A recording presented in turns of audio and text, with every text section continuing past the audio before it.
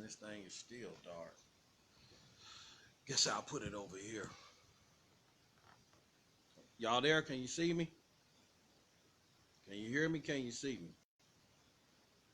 So let me know.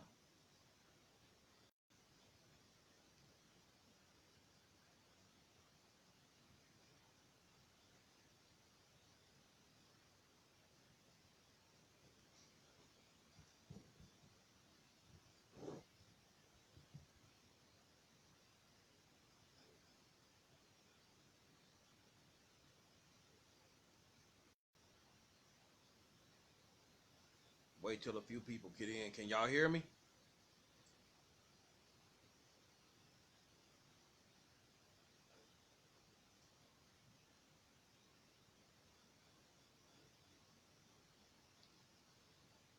Oh, okay. Can you hear me good, Denny?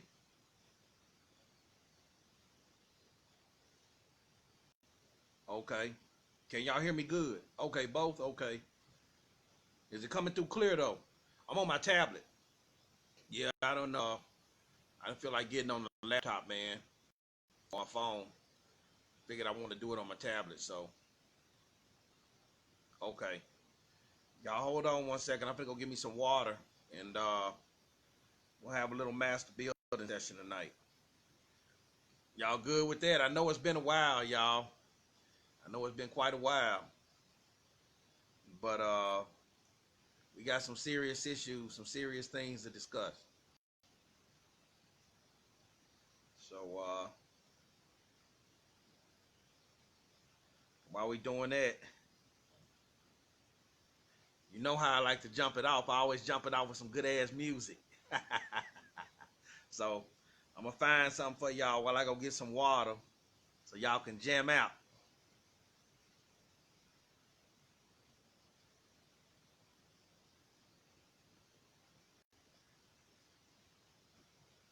Hold on one second.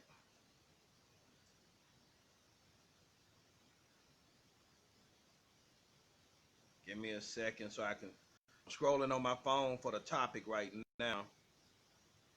So, okay, here we go. Let me go ahead and get this. We're gonna talk about a couple of things tonight. All right, bet. Okay, Black Caesar, say I'm clear. All right. Y'all hold on one second. Sorry about the delay, y'all. Technology, man. I ain't used a tablet, man. It's so goddamn long. You know, this damn cell phone, man. Make everything easy and shit. So, poor little tablet just been laying off in the cut about 2 damn years.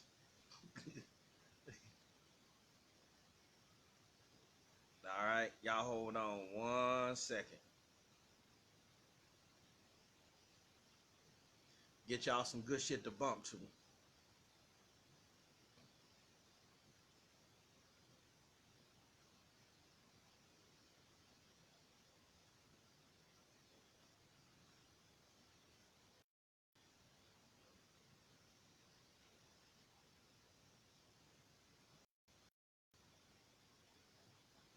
How many people we got in here now? All right, steadily stacking. Okay, get a few more people in here, man, and we're gonna make it do what it do. Yep, make it do what it do, man. Hey, what's up, Jordan? How you doing, bro? Hey, Ashe, brother Antoine.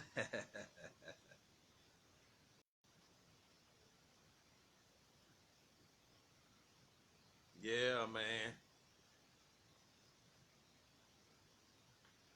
Yep. Tonight gonna be pretty interesting, man. Gonna be pretty interesting.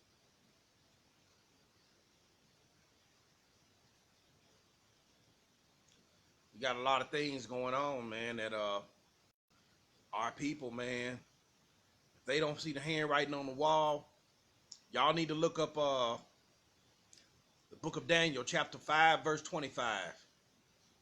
Mene to kill a person. And this is what it is. This is Mene to kill a farson. Y'all look that up. Hey, peace, Wakana. How you doing, brother? Hey, brother Issa. Peace, peace, peace.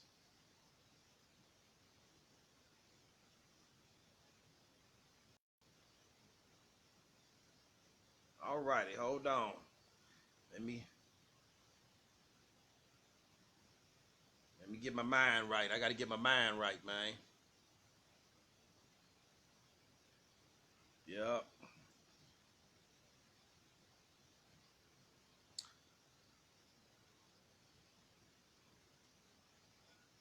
Y'all hold on.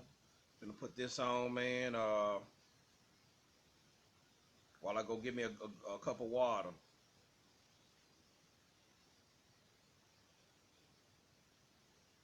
Hold on.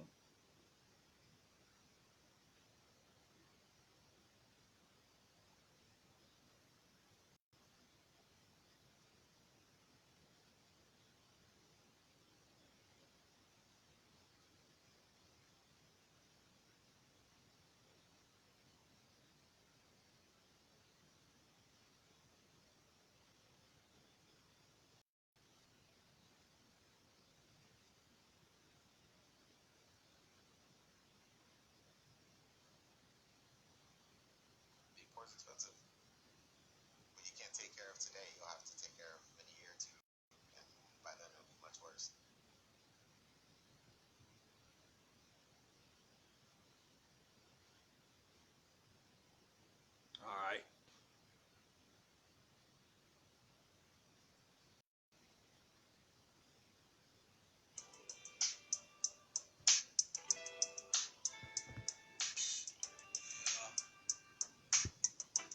I'll be right back.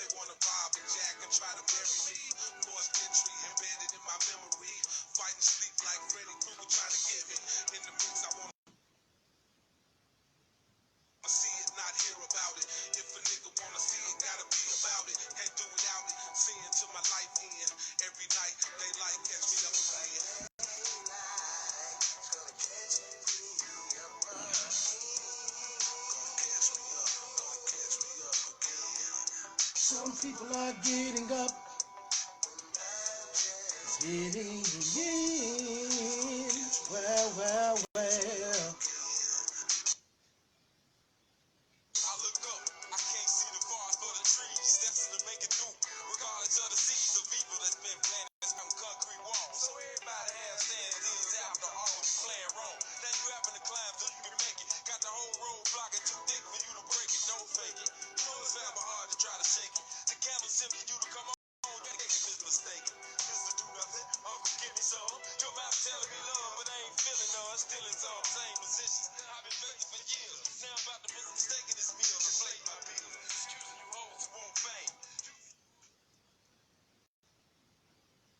All righty, people. A-Ball MJG. Daylight. 1999. Yep. In our Lifetime album. I know y'all know about that. So, people, this is what we're going to talk about tonight. We're going to talk about Donald Trump and this 14th Amendment. You know, I've been banging on this 14th Amendment for quite some time because That is the amendment that still has our people, the vast majority of our people, in bondage. And not only our people, everybody who was, quote unquote, born or naturalized, in what they say is the United States. This amendment, man, has caused a lot of hardship, a lot of pain, a lot of trouble, a lot of sorrow, a lot of heartaches, a lot of broken families, for people getting criminal charges for victimless crimes, doing long yards or stretches in the penitentiary system.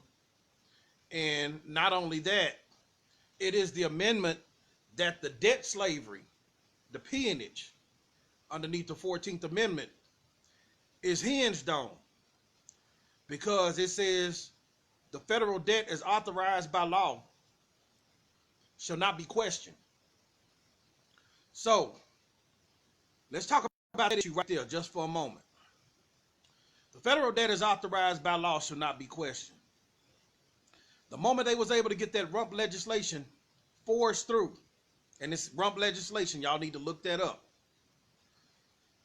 And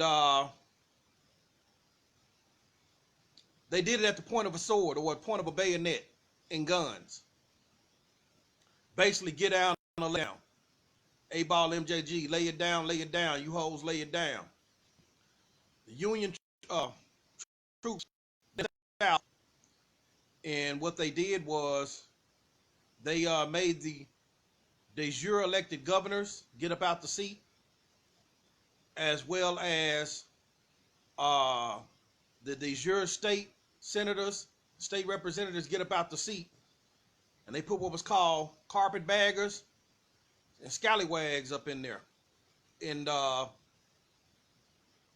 quote unquote misnomer Negroes. So once they was able to complete their agenda with that, now you fast forward about 1868 to 1928. That's 60 years. So 1933, that's 65 years. So 65 years later, 1933 came in. They pledged everybody. Everybody was pledged, towards this federal debt, which is held unlawfully by the Federal Reserve. So in the 14th Amendment, it says the federal debt is authorized by law, should not be questioned. Okay, there's a case, 1935, Perry versus United States. Now, in this case, Perry had purchased some bonds. I think they was called Liberty bonds. 1917, 1918, somewhere up in there. And the bonds had matured. So what he had actually done, he had gone to collect the money, the gold, that the United States owed him on these bonds. Okay. They refused to pay him in the said amount that the bond had promised that it would pay out. Okay. Perry got upset, rightfully so. So the case ended up going all the way to the Supreme Court. And the thing about it is, when it got to the Supreme Court, this is what the Supreme Court said. They said, Joint Resolution 192 was unconstitutional. Says that in the case. They said Perry has every right to demand the payment in the amount that the bonds had guaranteed that they would pay out. But there's one problem. Under the 14th Amendment, the clause of the federal debt as authorized by law shall not be questioned. And the catch-all clause was all persons born or naturalized in the United States are citizens of the United States and citizens of the state in which they reside. So he has no right to question the debt obligation that the United States owes him pursuant to the bonds and the guarantee of the terms, conditions, stipulations, and agreements that's contained therein, in which the bond was supposed to pay out. Fast forward to 2018. The illusory debt, and that's exactly what it is, it's illusory, of 21 trillion. Number one, it's a fraud. But number two, you really can't question it if you are underneath the 14th Amendment. The debt, if you go to the usdebtclock.org, has been attributed to every household and to every individual and to every newborn child being born. Their portion of the debt has been allotted. So, what Donald Trump is doing, in my opinion, I've talked to a couple of Moors. You know, one of the Moors in my clan, he doesn't agree with it. And he has that right, based on what they call morality. I respect that.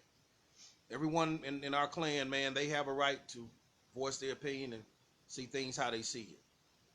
But if we're looking at it from the law standpoint, in accordance to the Trust Charter, Constitution for the United States of America of 1787, which set up a republic.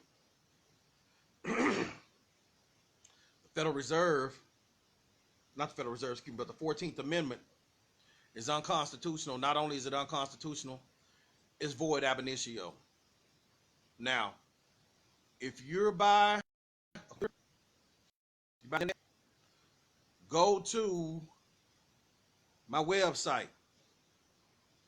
ObaShango-El.com. O, B as in Bravo, A, SHANGOEL.com.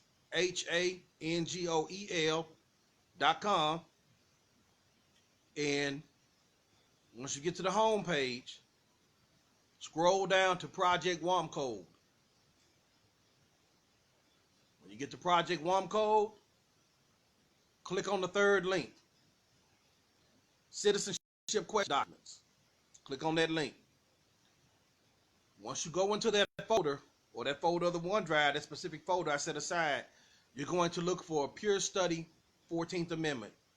Download that PDF and read it. In there, you're going to see the Georgia State Archives document on the illegality of the 14th Amendment. You also see the congressional records pertaining to the 14th Amendment. But the thing a lot of y'all have already seen this. The main thing I want y'all to really truly focus on, I want y'all to focus on American Jurisprudence. Yes, third link. American Jurisprudence, Volume 16, second edition, subsection 195. And I want y'all to study that. And there's another part in that PDF, Constitutional Law Reprinted from Case Law, Volume 6. It looks like it says page 117, but it's actually subsection 117. And I want y'all to read what it says. The 14th Amendment was dead from the start. And also the statute that created the 14th Amendment is in that PDF as well. I went and found the statute and included it in that PDF for y'all to study. So, with that being said, hold on one second. Let me get back to the post, because I want to be sure to stay on topic. I don't want to leave any stone unturned tonight. So let me make sure I stay on topic for y'all. Okay. Somebody just asked, is Trump trying to disconnect the people from the debt? It would seem so, because you have to look at, this man said the Federal Reserve is his biggest threat dealing with the interest rates. Now, of course, you know these people play politics, so I'm not going to read too much off into that. But what I will say is this right here. If one portion of it is invalid, all of it is invalid because of its inception, how it came about. So, in a sense, what does that mean? What does that mean for so-called African Americans? Well, it's a good thing. Can y'all still hear me? Let me know.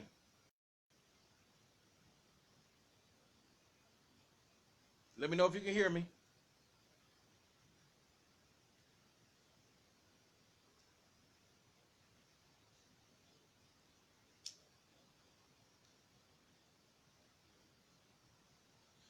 All right.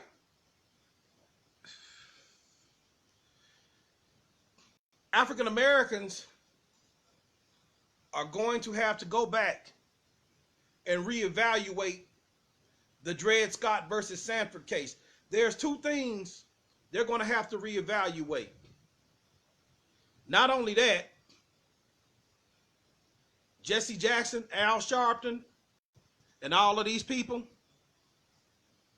they're probably going to get tried for treason by the so-called people once they come into their nationality, because they had this knowledge. Most of them were Masons and Shriners and all of that. They've been knowing this, but they took a payout to sell our people out.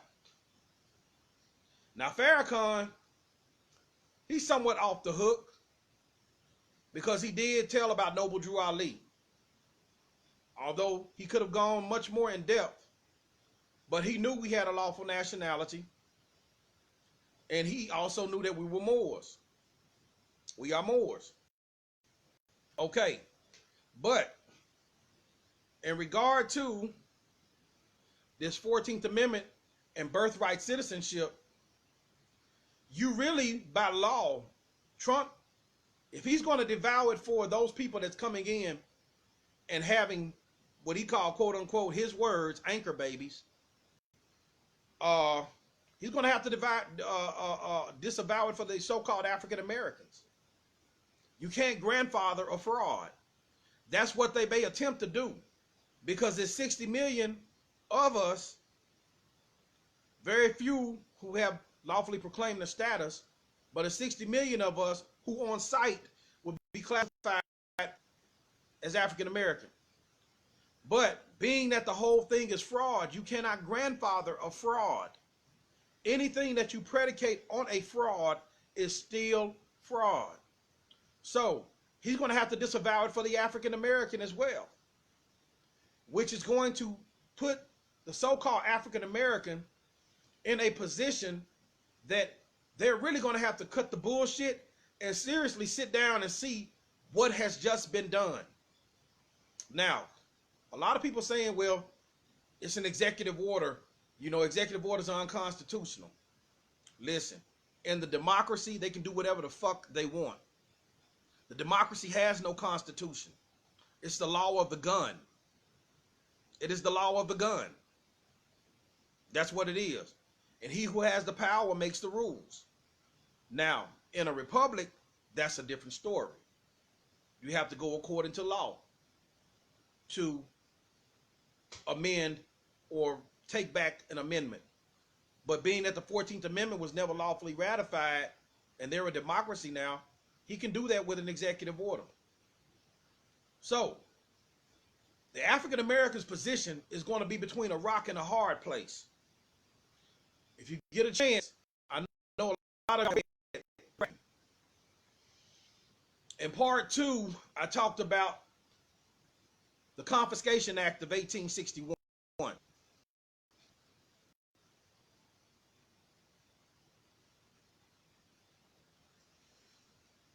talked about the Confiscation Act of 1861. All right. When the Confiscation Act of 1861 was enacted, the so-called Negro was classified as contraband, illegal property, and brought under the jurisdiction of the Union, the United States. So they're going to have to understand what the Confiscation Act of 1861 means. They're also going to have to go back and review the Dred Scott versus Sanford case, 1856, 1857. This is the only two positions that are available for them now. Because by him not being able to grandfather a fraud, fraud is fraud. Fraud whether it's in the republic, fraud whether it's in the democracy. Fraud vitiates all contracts and makes them void ab initio. So this is pretty much the position that they're going to be in. Now,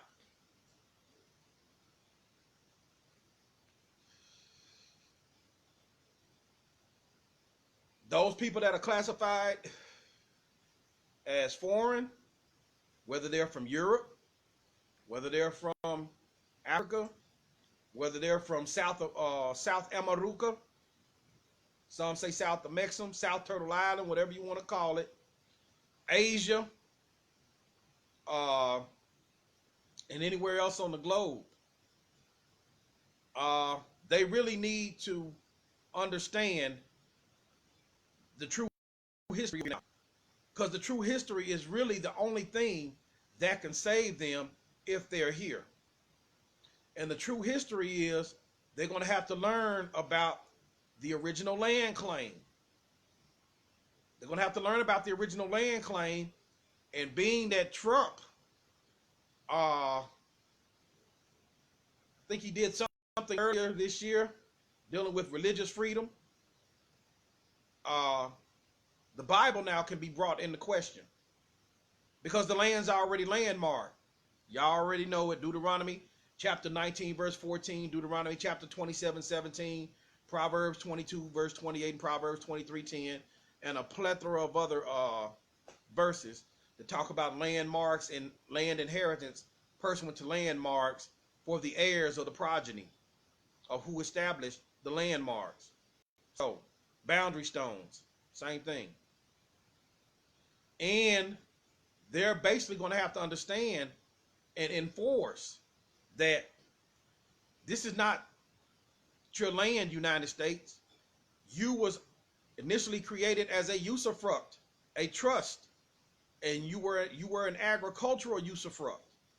The land is under the imperial title and the trusteeship of the Moroccan Empire. And the de jure holders of the land are the Paleo-American, Autochthonous Aborigine, Indigenous Native American Moors. So they're going to have to understand that. And our cousins, various people who are traveling up from south of Mexico, is sad, but they're going to have to learn. They're going to have to get up to speed and learn real quick as well, because it can be enforced. But the problem that they're having, the migrants that they're going to have, number one, they was born in a corporate construct. Venezuela, Brazil, Colombia, Paraguay, Uruguay, Ecuador, Peru, Bolivia, El Salvador, Costa Rica, Honduras, Belize, Mexico, Panama. All of those are corporate constructs.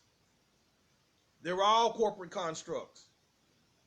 And they did the same thing to their people that the United States did to us. So, in essence, a lot of them don't know that they're Moors, and they're traveling thousands of miles in their ignorance. But ignorance of the law, that's a worldwide maxim. It's no excuse.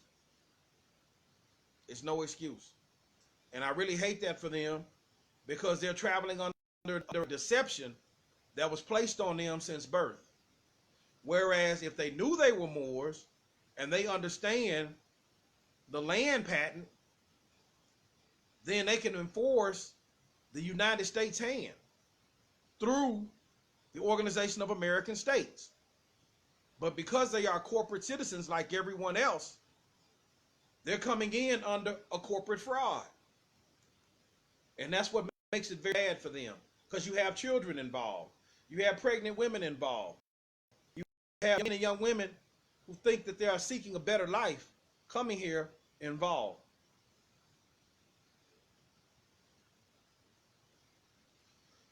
So,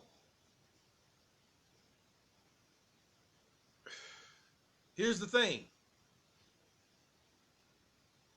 Where we currently are now in this situation, for us who have corrected the status and who know that we are the landowners, landlords, land creditors, get those documents on the 14th Amendment. And when Trump issues this executive order, if and when, I don't know, it could be taught, I don't know.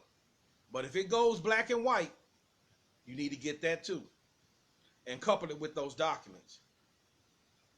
Because now it's going to work even better in favor of your status, because the whole thing was fraud and you can't disavow it for one group of people.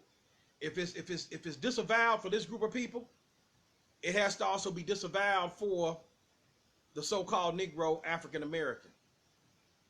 Now they'll have no choice but to look at your nationality. And not only that, the contracts that were made pursuant to your nationality. Are y'all with me?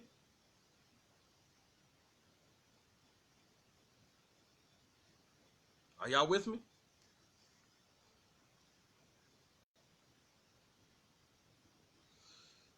Hold on,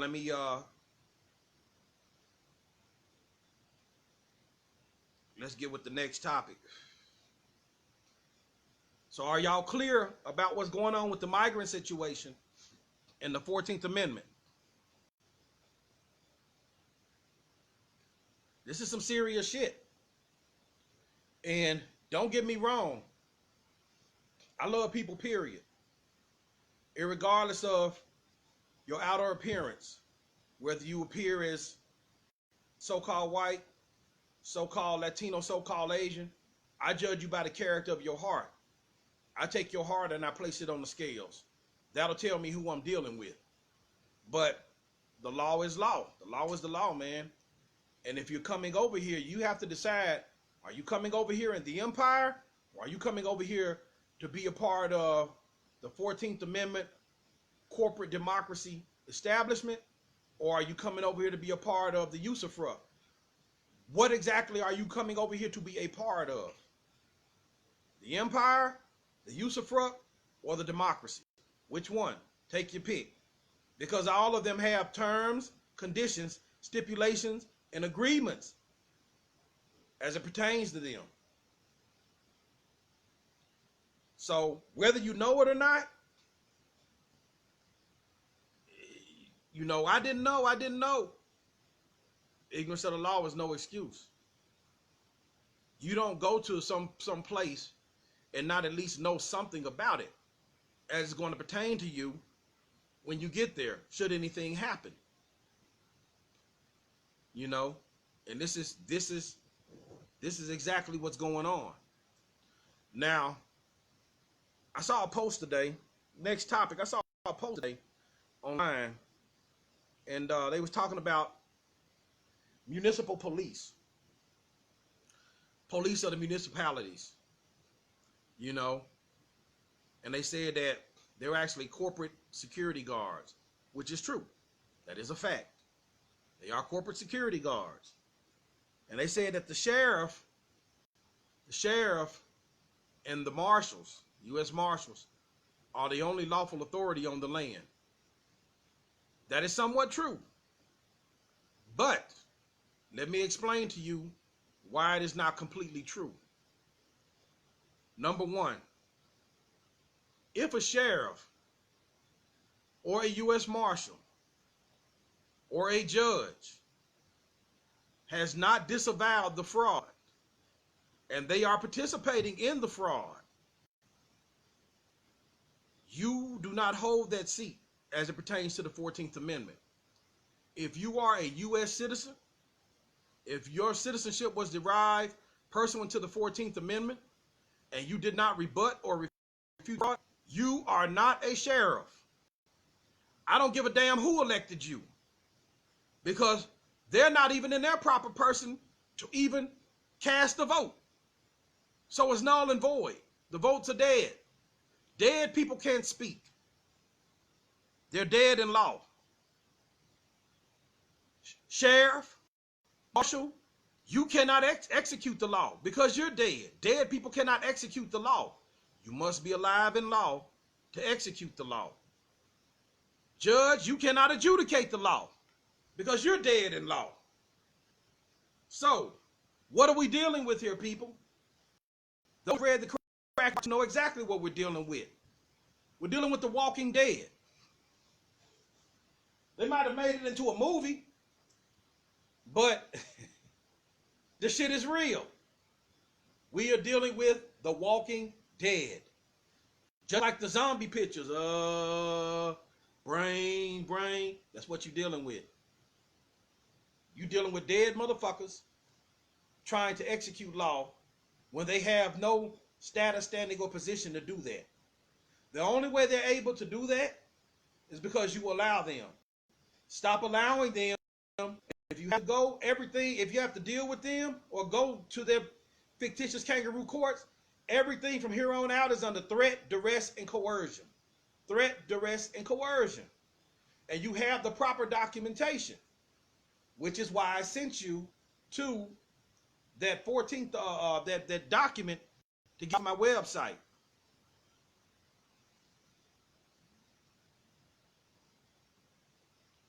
That document to get off of my website, which deals with the 14th Amendment, American Jurisprudence, Volume 16, Second Edition, Subsection 195, and Constitutional Law, Volume 6, reprinted from Case Law, Subsection 117. Because guess what? When you show them this, then also Subsection 118, right after 117, and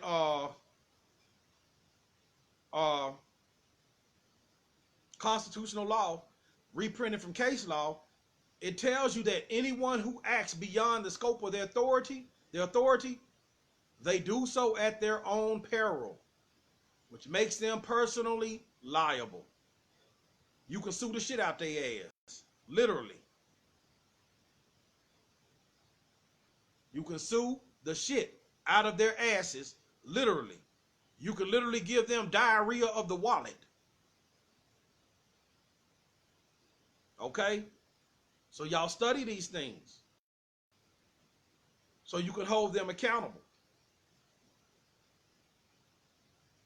And it tells you this. Anyone who acts beyond the scope of their authority, they do so at their own peril.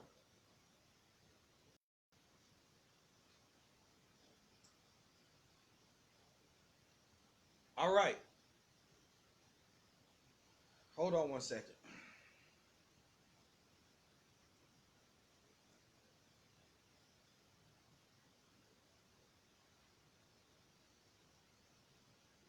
Trump is upsetting a lot of things, man.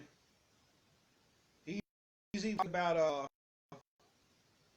getting rid of these foreign lobbyists, which I think is a good thing. Everything the man is doing is not bad. He's done a lot of good things. Some of the things he's done I don't agree with, but I look at it from a perspective of how does that equate to law? And how does it benefit us? You know, that's the parameter I look at it from. You know, how can we capitalize a benefit from this? And that's the main thing we need to be looking at it as.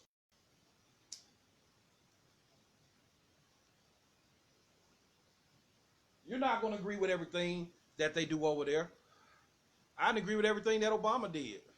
I knew that jurisdiction over there didn't pertain to me, but one thing he did do was the rights of indigenous peoples. That's all I needed him to do.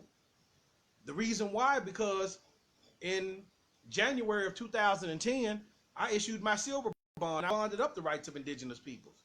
Well, December of 2010, he recognized it. Good. That's all I needed you to do. I can make it from there. That's it. Trump recognized religious freedom. Good. Now he's tearing down the 14th Amendment. Good. That's all I need you to do. So when I go to your people over in a democracy who are trying to capitalize and operate under this fraud, then I can put these documents in front of them and let the black and white tell the tale. Forget what's coming out your mouth. I give less than a damn on that. This is what it is. This black and white.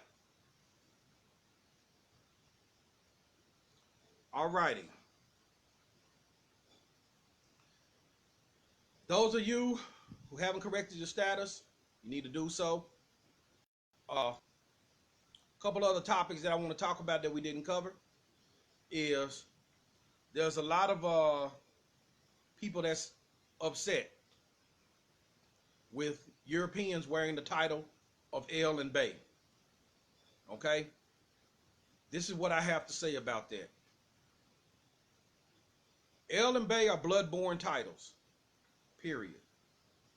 The blood-borne titles. And according to the information that was discovered, which I've been talking about for quite some time on my videos, that the Carthaginians came over here and they started these tribes. They mixed with these various groups of people, and they became, you know, these various groups, you know, Narragansett, Mashantucket Pequot, Creeks, and all these various groups of people. There was a sister by the name of Crystal Douglas Bay. She actually found it written in some paperwork. And I've been telling people for the longest, if you don't understand the phonology of language, you will confuse yourself.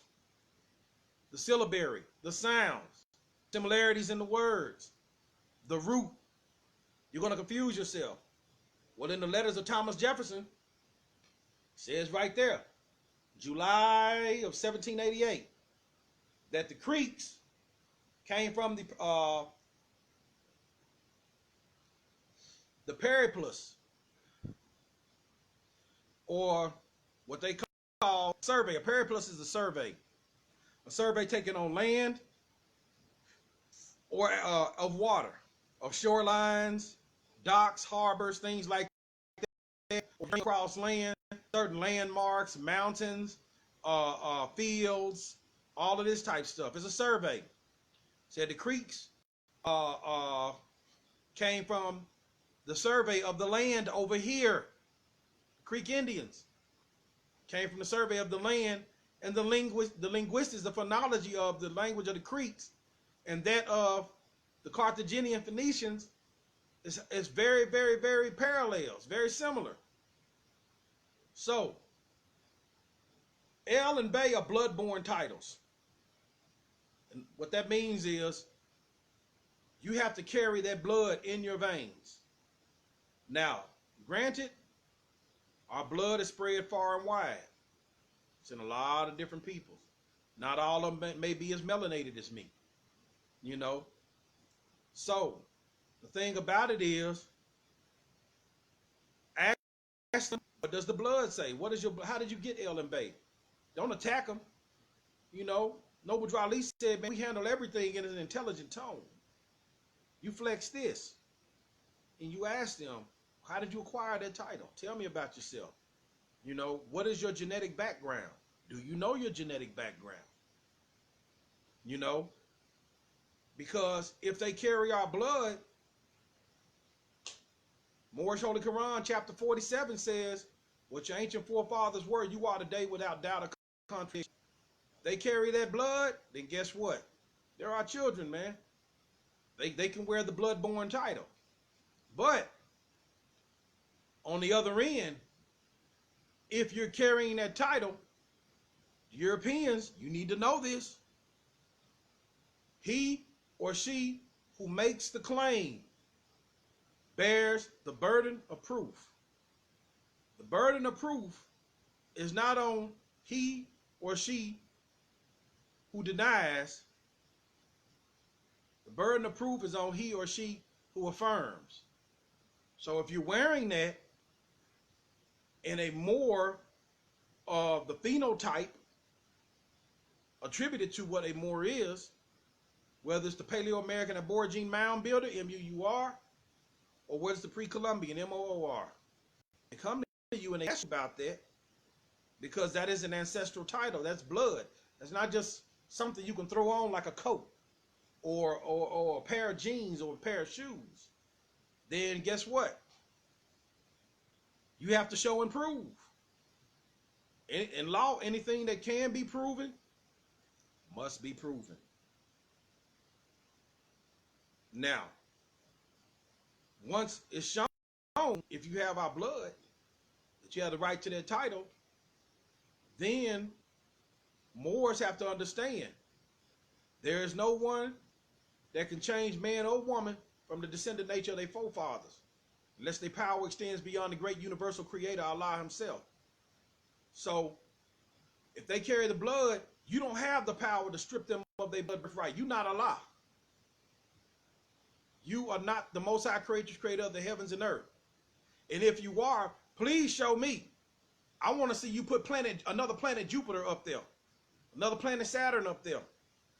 I want to see you make a tree spring forth from the ground, you know what I'm saying, with my very eyes, not from some seeds that you planted in the ground. I want to see if you have the power, what they say, Maccu, be and it is. You speak it and out of nowhere, abracadabra. Other than that, you're not Allah. You're not Yahweh, you're not Uludumare, you're not Amun. You're not that, man. You know? So cut the bullshit.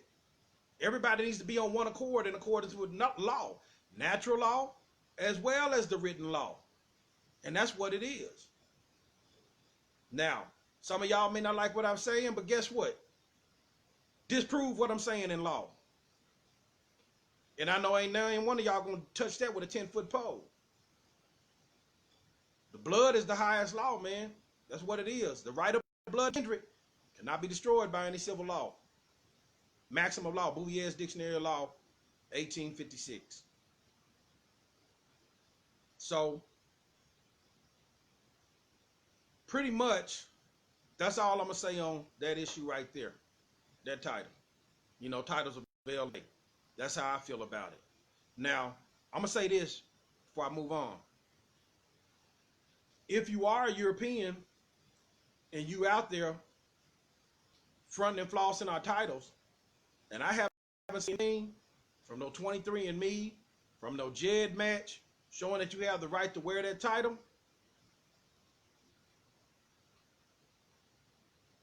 I'm going to tear your ass up. I'm going to tear your ass up with the truth. And that's just the bottom line. You don't go into another man's house or another woman's house, you know, and move in it as if it's yours. You don't do that.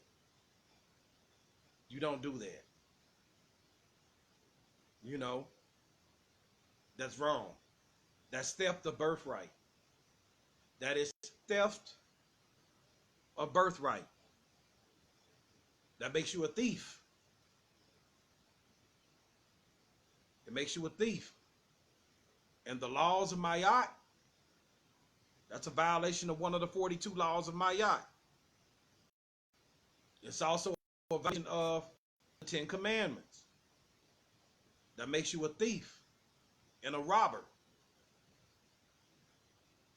And if you're trying to operate in law and be right, you can't do that, man. You a thief.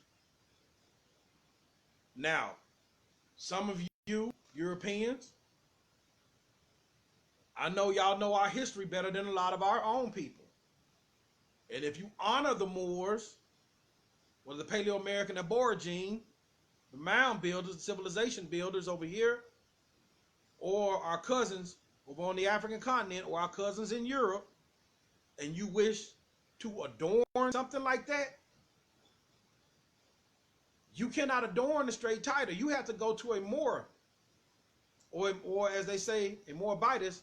Over here, I like Morena, a Moor or a Morena, and you ask their permission, but you still cannot even wear the straight title.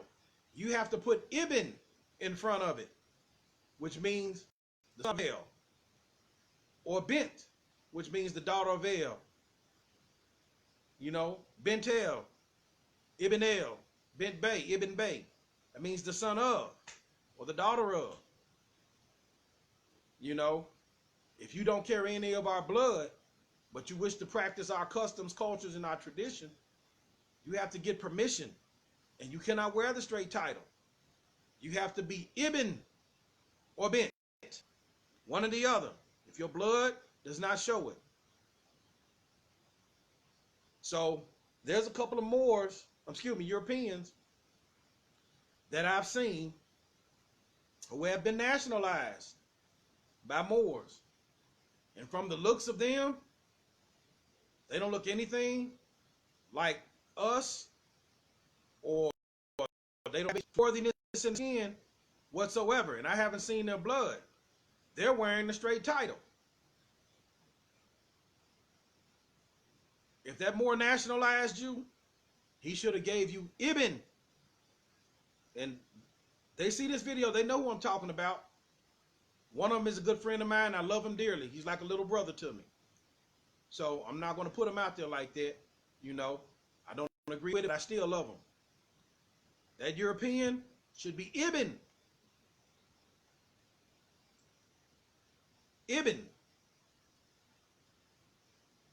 So you cannot wear the straight titles unless you have the blood coursing through your veins.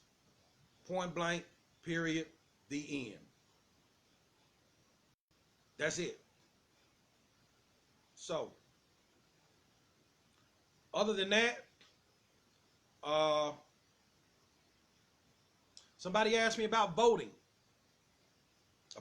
Let's talk about this, because this shit is serious, man.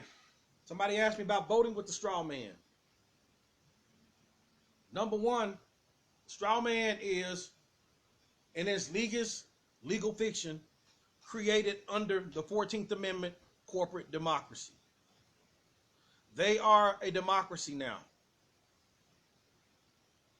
Point blank, period, the end. Which means they are a fraud. They are foreign. They are not within the trust. The trust of the Constitution for the United States of America only supported a republic. It did not support a democracy, which the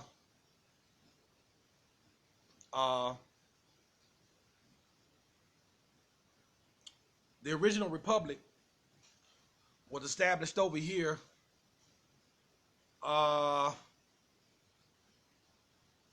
2000, let me see, 500, 1500, 2,518 years ago.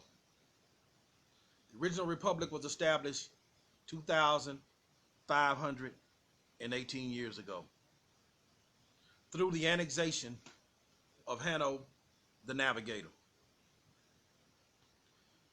When Hanno, you got to understand, Carthage was a republic. When Hanno annexed the Americas to the Carthaginian Empire, he also brought in a republican form of government. I posted something on my timeline about that when they were setting up the form of government for the usufruct, they chose a republic, and Carthage was one of the examples mentioned. So yes, Moors, you are the original Republicans. The Paleo-American autochthonous aborigine mound builder and the pre-Columbian Moor, those of us who carry the bloodlines of both, such as myself, we are the original Republicans. We are the ones that established the republic. Okay? But as it stands right now, they are a democracy. Knowing they are a democracy and they are foreign, you have to understand that you are voting in a foreign government. Do not inbox me while I am doing this. Please do not do that. Excuse me, y'all. You have to understand that you're voting in a foreign government. That's basically what it is. No matter how you try to justify that, the democracy is foreign to the trust charter. It's foreign. So when you're over there participating in that, you have to understand you're not voting for people who are holding de jure positions. You're participating in a fraud. Not only are you participating in a fraud, they can't hold those positions anywhere because they're 14th Amendment U.S. citizens. You have to understand what a citizen of the United States is, with the capital C, and a United States citizen with the small c. Okay? Before the 14th Amendment, the way the usufruct was established, everybody's nationality was the state in which they dwelled, where they were domiciled. You were either a Texan, an Arkansan, a Georgian, a North Carolinian, Virginian, Tennessean, etc., etc. When you travel to the District of Columbia, okay, your citizenship of the state remained intact. Okay? You were only a United States national when you traveled outside of the continent and you had gone abroad to other countries. That's when the United States had an obligation to protect you. You were then considered a national of the United States. Why? Because of the treaties that the United States had made. When you had traveled underneath the treaties, like you go to France. Oh, he's a United States national. He's from the United States of America. He's an American national. Okay? That is what a national is, according to law. When you travel beyond the continent, going to another foreign land. When you're here on the land, your citizenship was the state in which you were domiciled. Okay? Now, of course, that's for those who wanted to be a part of the states and who were accepted. For more, it's a little bit different. You're a citizen of the empire.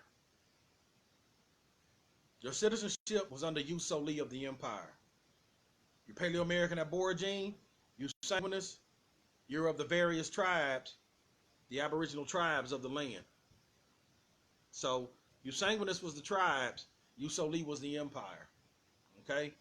And when you traveled abroad, outside of this continent, and you went to France, you went to Britain, wherever else, then the treaties that the empire had with those various lands, that's what protected you. Okay? That the empire had with those various lands. So you go to Britain, oh, he's a Moorish national. of the empire, Al-Moroccan Empire. That's how that operates. When you're here in your own land, then your citizenship was not of the United States. Technically, it's not of any of the states in which you're domiciled in, because you're greater than the thing that you created. You're in the empire, and the states only exist through statutory creations. You can look them up. I went and saw the statutes of when the states were created, and they were given a geographical trusteeship of that particular piece of land, but they didn't own the land. That piece of trusteeship was for the various citizens of those states, but the state did not own the land. The land was under the ultimate trusteeship of the empire, and the de jure owner or the heirs of the land is the Paleo-American Autochthonous Aborigine. That's how that operates. So, someone had asked me about trust, about trust law. Only thing I can tell you, man, there's many types of trust out there. You got generation skipping trust, you got blind trust, you got inter vivos trust, you got irrevocable trust. You're just going to have to do your due diligence and see which one is best for you. That's what you're going to have to do. But here's the thing I will tell you. A trust can incorporate many things in regards to how you write it up. The trust should be inclusive of the Treaty of Peace and Friendship of 1836. Definitely. Because if these people try to come after you, if any of these civiliter mortuus, United States citizens try to come after you about your trust, well, the trust corpus, within the trust corpus, you can present the treaty as part of that. And then you have to ask them, well, have I violated anything within this contract? Because this is a part of my trust corpus. And you have a contract with this, where the United States of America Republic has a contract with this, by which you're receiving benefits by operating on the land, but you're not even the United States of America Republic anymore. You're not. You're a democracy. But you're pretending, so that what you're doing is what's called a fraudulent misrepresentation and a material misrepresentation. You're receiving benefits from something that you're not even a party to. That's what the democracy is doing. And also, you should also include the Georgia State Archives documents, as well as the Library of Congress Congressional Records documents pertaining to the 14th Amendment. That can be part of your trust corpus. And you can use American Jurisprudence Volume 16, Second Edition, subsection 195, as well as Constitutional Law, reprinted from Case Law, Volume 6, subsection 117. And I got the whole book in the OneDrive, so you can just go through that book. You may find some other interesting stuff. That can be part of your trust corpus as well. And also, Public Law 97-280, United States Statutes at Large, 96-1211, which deals with the Bible that Congress passed into law. That could be part of your trust corpus. Now, what that means, the trust corpus means it's the body of the trust. These are like certain kind of, like, I'm not going to say bylaws, but there's something similar like that, to where you can use these documents to navigate your trust, because they're part of the body of the trust. Now, a lot of people want to say, well, more should have someone as somebody had asked me, should I be a trustee of this person's trust? He wants to make me a trustee of the trust. If you know the treaty, you wouldn't even need that. All you got to do is look at Article 2, Article 3, and Article 22 of the Treaty of Peace and Friendship of 1836. You can operate your trust yourself, and you could actually hold all three positions. You can do that. Now, I'm not telling you to do that, but you can, because the treaty is going to protect you. Number 1, Article 2. Violence be at war within ever. Both parties agree that they shall not take a commission from the enemy, nor fight underneath their colors. Guess what? The United States and the United States of America have already done that. They've taken a commission from the bankers. They practice color of law. They've already declared it a democracy. They've destroyed the republic. They put the treasury up underneath the Bank of England with the Federal Reserve Act of 1913. They have done everything wrong, which violated Article 2 of the treaty. Okay? Okay. Article 3. If either nation shall be at war and take a prize or a vessel that belongs to that nation, and subjects or effects shall be found on board that vessel taking its prize, the subjects or effects shall pass to the other party free and unmolested, without making any attempt to take or detain them. Article 22. If someone should die in the United States jurisdiction, and they have effects of property over there, or in the empire jurisdiction, the property shall be held until someone worthy of trust shall come and take the property. And if there's a will, it shall be dispensed according to the will. And if there's no will, an heir can take them. All of this is in the treaty. Go and read it. That contract was put there for you.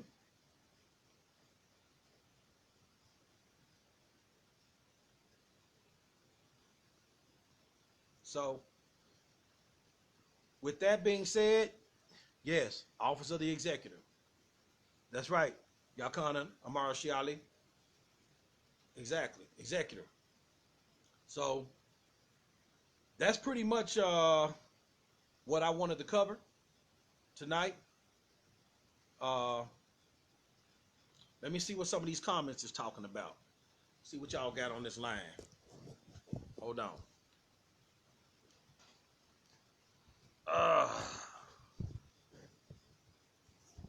I know it's been a while, man. I know y'all saw let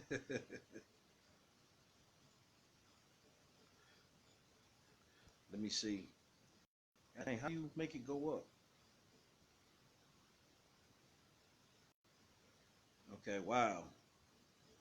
See, we got a lot of them. I'm gonna go through some of these.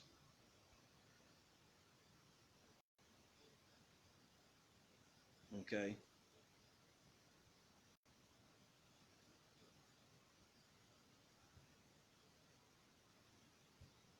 Hold on. Wow. Ultra Vires and Solo Niel. That's right. Exceeding their authority. That's what they've done. Says, yep, Booker Sands tearing down the 14th Amendment is good to the indigenous. Yep. Yep. That means, Brother Antoine, they said your grandmother told you that you Crete. Man, that's the Carthaginian. Y'all need to start claiming your landmarks, man.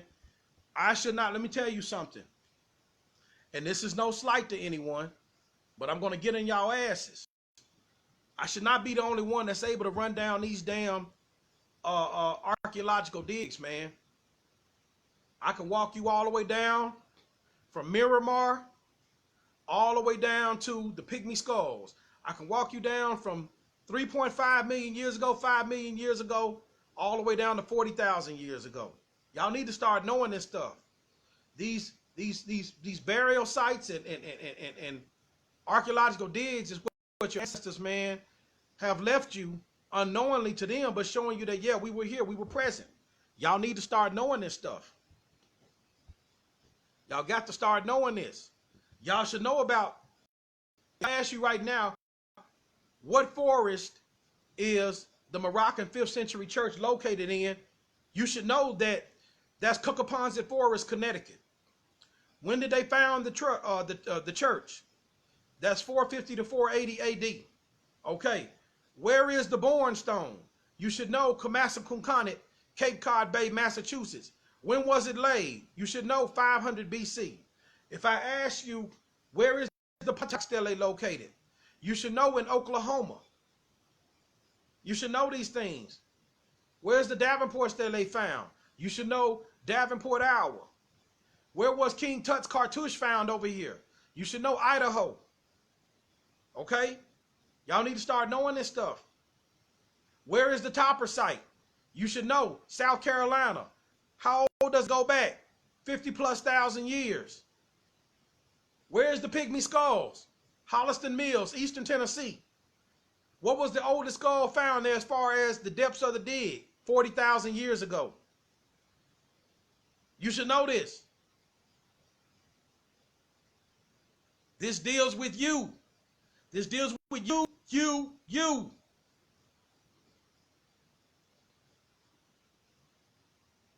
If I say, who annexed the Americas to the Carthaginian Empire in the East? You should know Hanno the Navigator. Who was his great-grandson? You should know Hannibal. Hannibal of Carthage. You should know these things.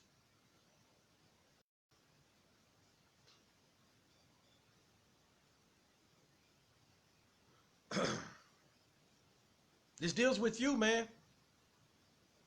Nobody's going to protect your shit like you.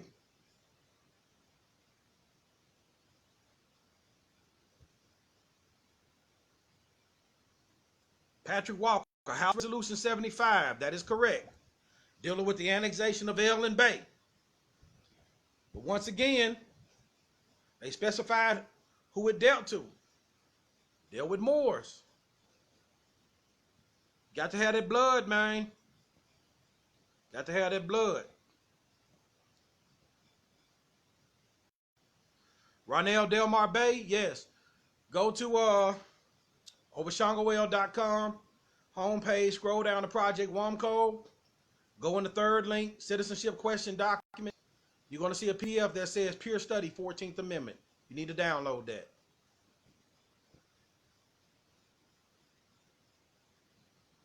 Thoughts on AME, African Methodist Episcopal, the church?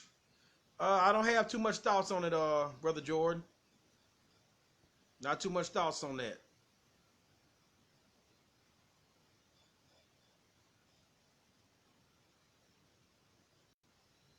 Annie Conchu-Setiel.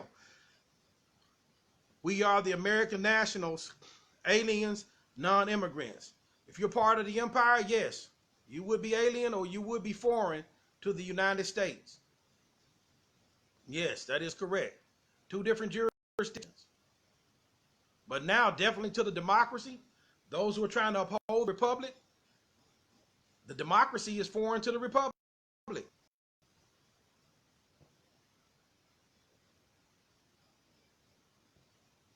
Yep. Trilby Jackson. You can Brother Tyrone Cannon. You can go to ObaShango-El.com. Click on the link below my picture. It's ObaShango-El's method. Download those 2 PDFs.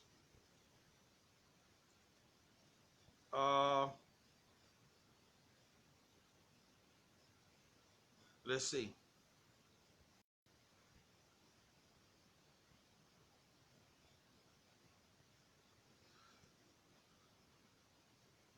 Okay.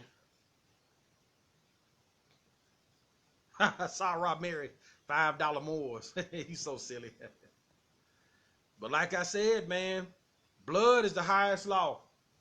It tells you, man, the right of blood and kindred shall not be destroyed by any civil law. That's in Woobia's Dictionary Law, 1856 Maxims of Law. It's in Black's Law Dictionary, 4th edition, revised edition, as a maxim of law, 1968 as well. Yep.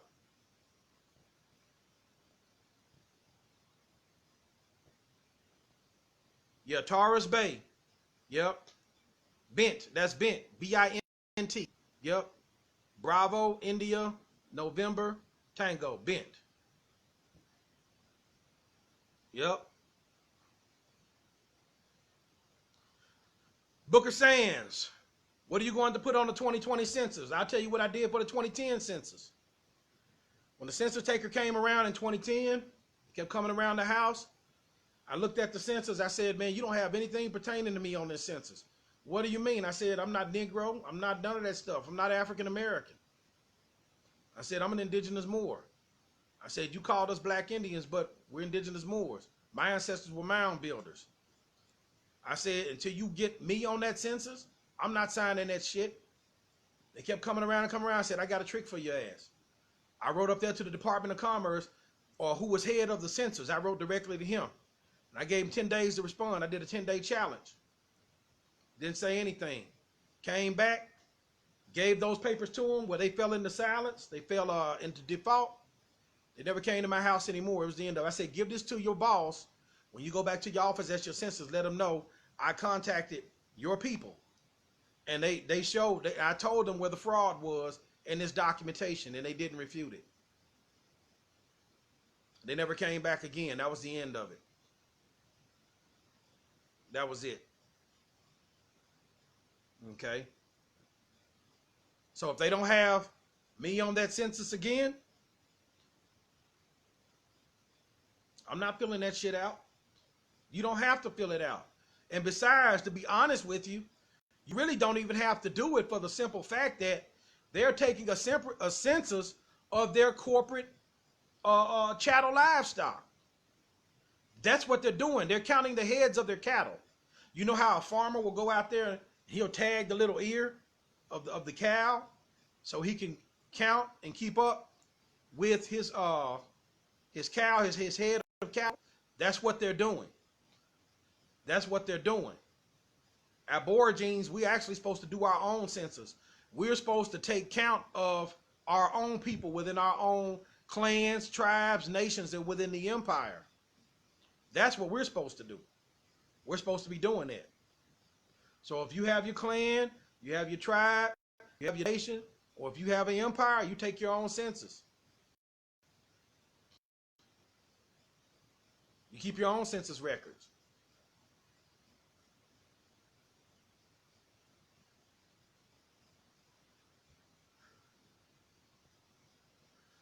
All righty.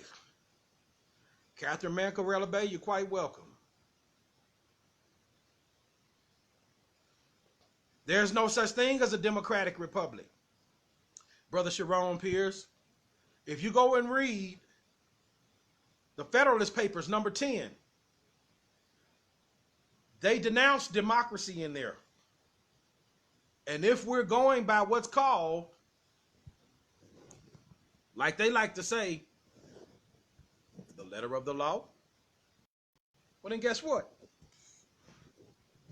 If we're going by the letter of the law, that means you have to go by what's written in the Constitution. You can't add words and shit and make shit up. That's not how that goes. The democracy is not in there. Anywhere is it written in there. Nowhere. That's right. It's an oxymoron.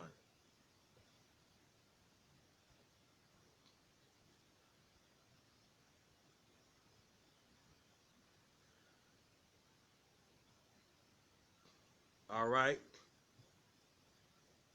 Just scrolling here. You're right, Jordan Evans. The Republic owes the Moroccan Empire a ton of gold. A ton of gold. And don't forget, you have to do what's called the inflationary adjustment rate.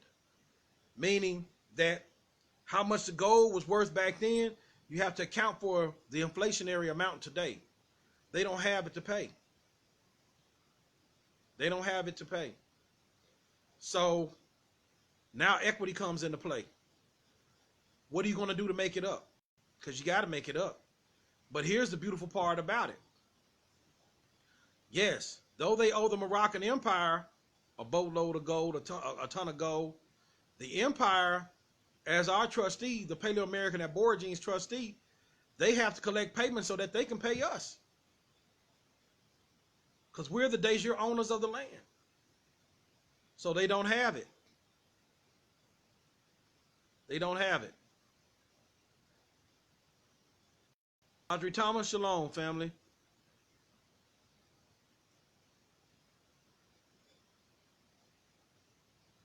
Booker Sands, every state has a constitution. That is true. But Article 6 makes that Constitution subject to the Constitution for the United States of America. Any laws to the contrary notwithstanding. Any laws to the contrary notwithstanding. So, if the Constitution is not in alignment with, the state Constitution not in alignment with, quote unquote, the federal Constitution, guess what? It's void ab initio.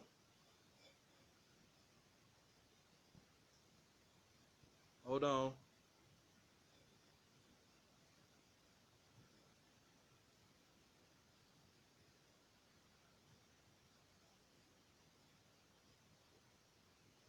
Alan, passport. Someone talked about that tonight. Hold on a second.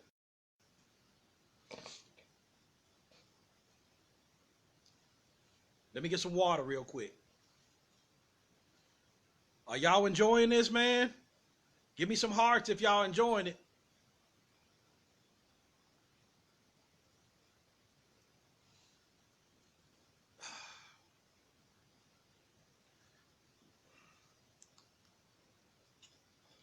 Y'all enjoying this, man? Give me some hearts up.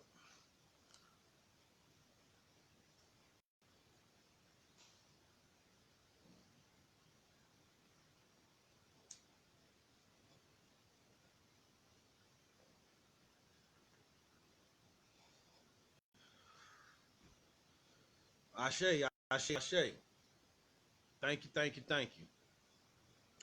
Okay, Alan Bay, let's talk about the passport. Okay.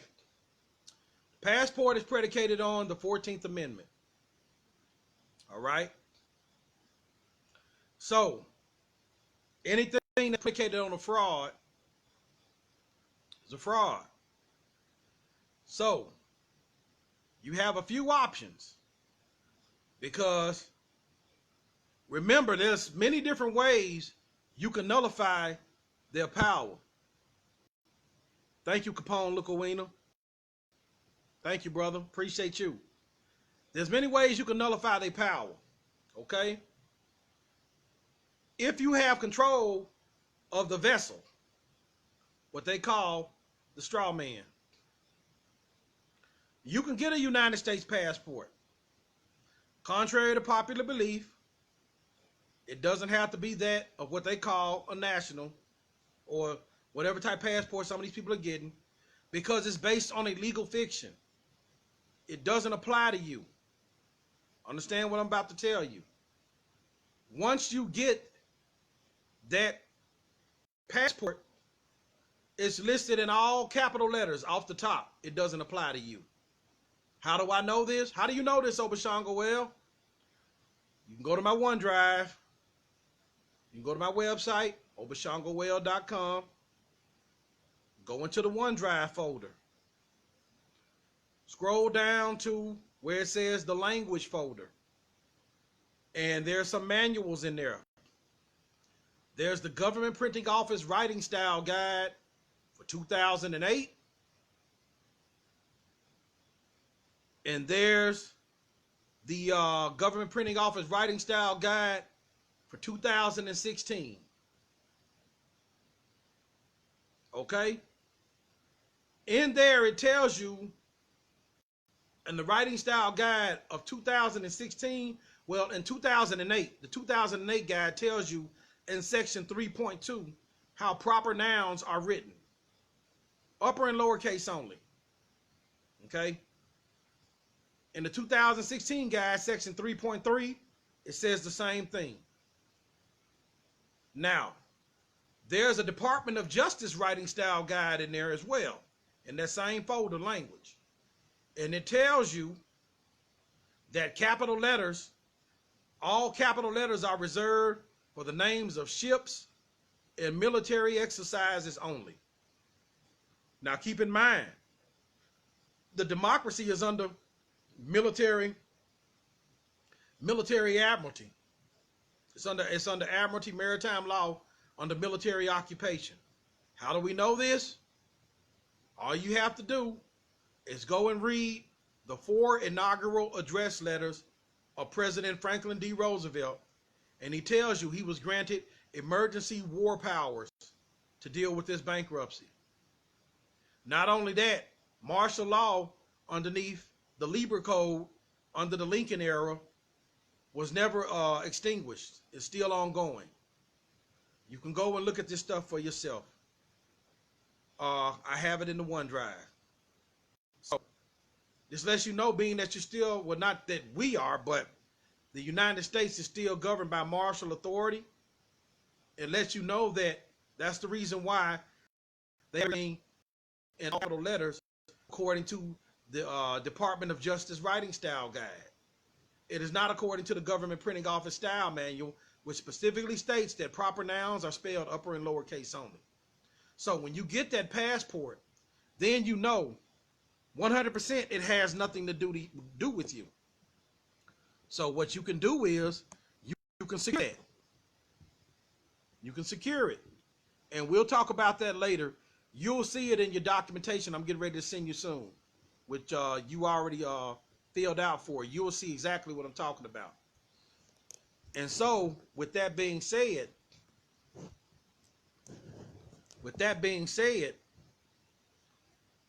y'all excuse me, I know I'm moving a lot.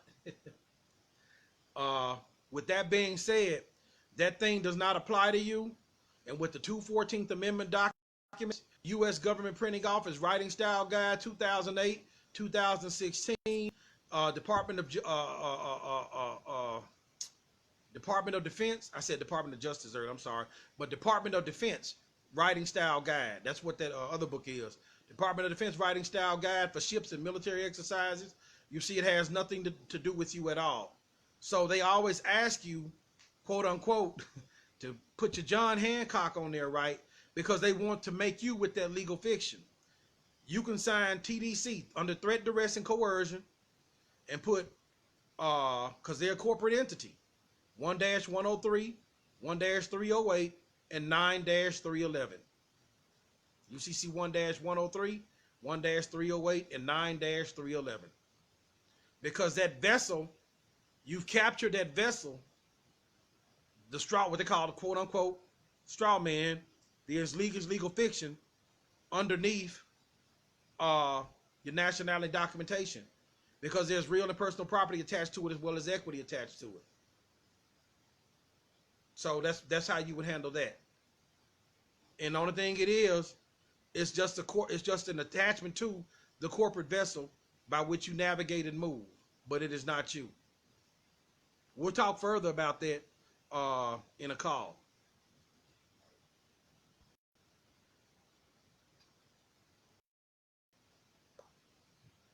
(1836) Marrakesh Treaty, Patrick Walker.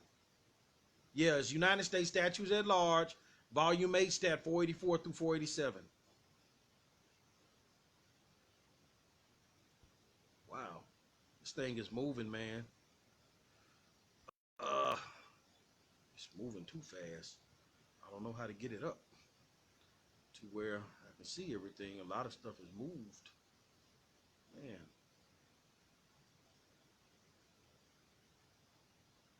Wow. Okay, hold on. I'm still scrolling. Okay.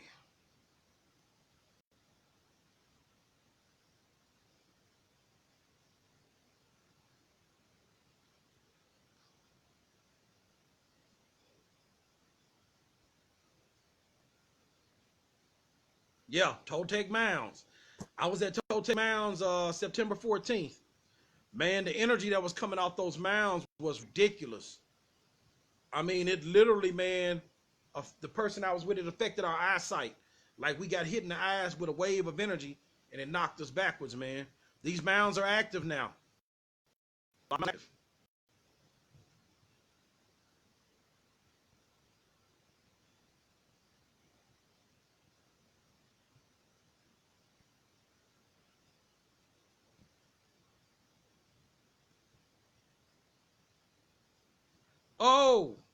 Okay, Jordan, Evan, I'm sorry about that. Oh, okay. Uh, what do I think about the Mexican Empire? I really don't know a lot about them. I mean, There's a couple of the guys that I've chopped it up with that were pretty cool in there, but some of them would try to come on and debate me, and I would just, the ones that would try to debate me, I dismantled it, man, with ancient history, because they didn't know the history like I did in regards to the land. See, everything I deal with archaeology. I deal with archaeology, I deal with morphology, I deal with proven sciences that you can go and find research in the universities that sponsored and what I want to say, sponsored and funded these digs, as well as ancient archaeology that they found down in, south of Mexico in the Americas. Deal with, what's my man name? Dr. Nasir Ali. And I deal with genetics in regards to what I've studied underneath the teacher, Tyrone Lewis Cannon. Anything else that's speculation and these things, I don't deal with that. I deal with the principle of anything that can be proven must be proven. So I don't have any problem with the Mexican Empire at all, as long as they're trying to do the right thing, trying to help our people. Now, if you're not trying to help our people and you're doing bad by them or any other thing, man, the Adragoon gonna tear your ass up. They gonna tear your ass up. So, but other than that, I have no problems with them. I have no problems with any group or other clan, Unidos Estados Americanos, or none of them, man. As long as you're trying to get our people about this hell, more power to you. That's what you're supposed to be doing. Okay? So, me, myself, I pretty much aligned myself along with the teachings of my great grandmother, Odessa, I call her Woman of Iron, Odessa Woman of Iron Gibson Yancey, the one who first taught me back in 1974, who first told me I wasn't black, told me who I was on the land. I was, 3 going on 4 years old, right at 4 years old when I started getting these teachings. That's pretty much where I aligned myself with.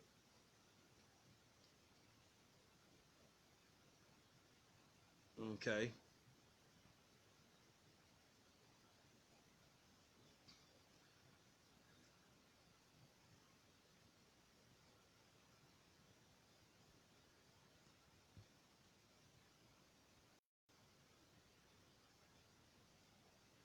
Okay. I'm steadily scrolling. Oh, hold on, people. Let me plug in. I gotta go out. Yeah.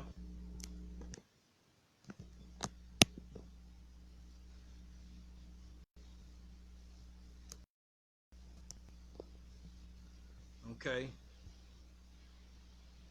Hold on. I don't know what happened.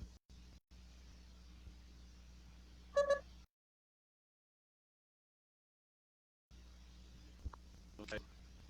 Damn.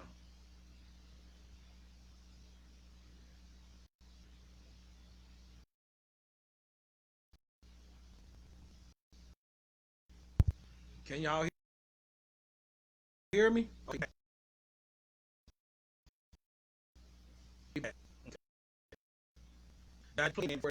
Well, no, I don't have any problem with these guys, man. I don't have any problems with anybody. They doing their thing. As long as you're doing what's right. You know. Now, here's the thing. I see Brother ACL said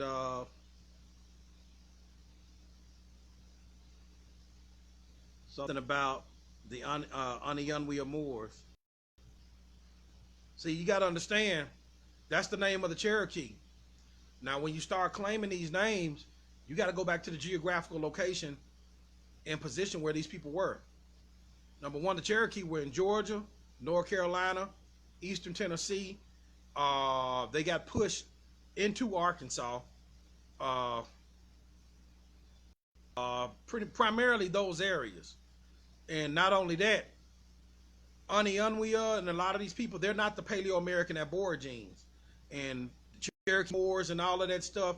Listen, people, we got to understand that when you claim the name of these tribes, you have to go from a language. A language. Where did the language come from by which the tribe is named? Who brought it? What's the origin of the phonology? Can y'all hear me?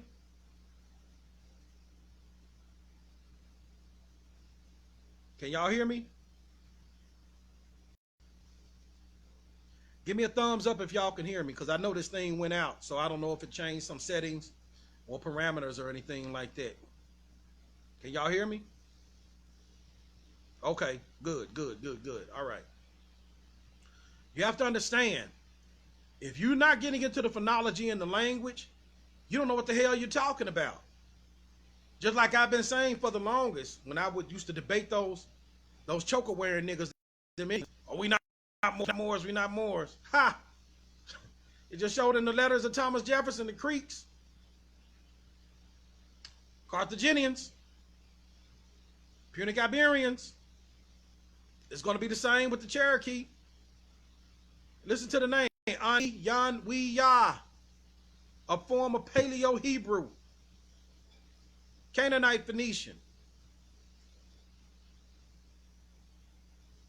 So these people that brought these languages here, those are not the same people that are buried or that they found our ancestors in South America 3.5 million to 5 million years ago down there in Miramar, Argentina. They're not the same people in regards to the topper site of 51,300 years ago. They're not the same people of the Texas Street site of 80 to 90,000 years ago, or the Calico site of 200,000 years ago. They're not the same people as the Pygmy Skulls. They're not the same people as the Wide Laco site of 250,000 years ago. You're talking about another group of people who had come over here while the land was already occupied by our ancestors. Follow where I'm going with this. And they brought a language and a culture. And there was either one or two things. Either that culture was forced on us through wars, or we assimilated that culture. And we became one people through mixing. You understand what I'm saying?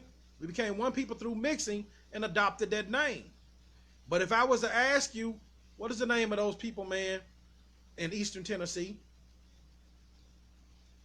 that were buried, they said 40,000 years ago, the little people? You see what I'm saying? They wasn't Cherokee. They wasn't Anianwea. And to be more technically and specific about it, the Cherokee have it in their lore. They have their folklore that when they came to the United States, or what we call Turtle Island, or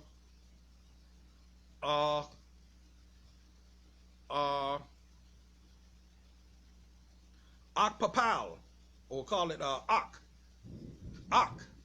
That's the Mayan name for turtle. Ak. When they came to Ak, okay, or Turtle Island, the land was already inhabited by dwarf-like people that already preceded them. This is in Cherokee lore. It's in Cherokee lore. Now, these little people, yes, pygmy. That's what they call it. That's, derogatory name. But I carry some of their lineage. I carry the little people's lineage as well. It came up, man, in my autosomal. Yes, I carry their lineage. So you're talking about the Atais of the Philippines, the Mounds of Southeast Asia, the Orangasle Malays of Malaysia, the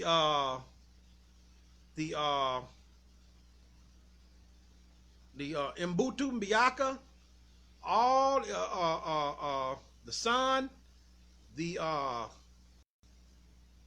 what's my other people's name? Jarawa, the Jarawa, all these various little peoples around the globe that already knew of America and had been here for almost 100,000 years or better. You understand what I'm saying? So this is not the Creek. This is not the Aniyanwiya. This is not the Yende or the Apache. This is not the Shikasha or the Chickasaw. This is not the Chata or the Choctaw. These are people far older than these groups. Far older. And are they alive today? Yes, they are alive today on this land because they dwell with me. I carry the autosomal, and they dwell within a lot of y'all too. This is what I've been trying to work on to get us back to, the recognition of that prime right, that first right. Because maximum law says what land belongs to no one, by natural reason belongs to the first occupant, maximum law. And it also says the heir is one and the same with the ancestor. That's another maxim of law. So these people are making claims. They're indigenous, Moors, like y'all love, a lot of y'all love to say, you ain't got no blood. Then who are you in relation to those people that they're finding in the ground? Who are you in relation to what they're finding in the ground? Because just because you melanate, hell, it's melanated people all over the globe.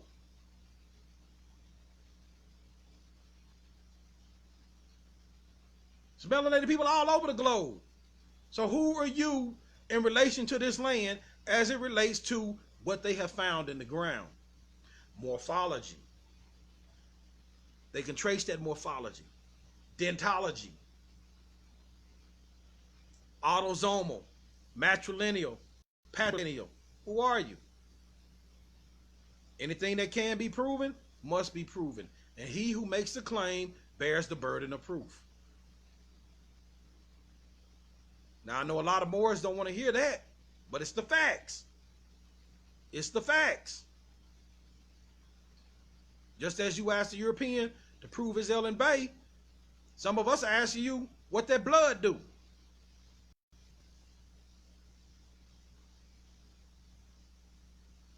Hold on for a minute. Y'all want me to stop or continue? If y'all want me to continue, man, give me some hearts. If not, I'll go ahead and start winding it up.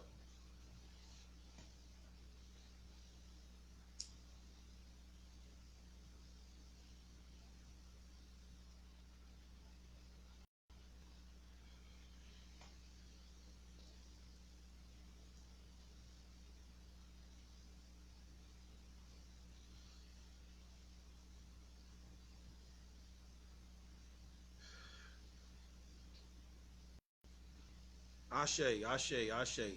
Thanks for the love, y'all. Listen to me,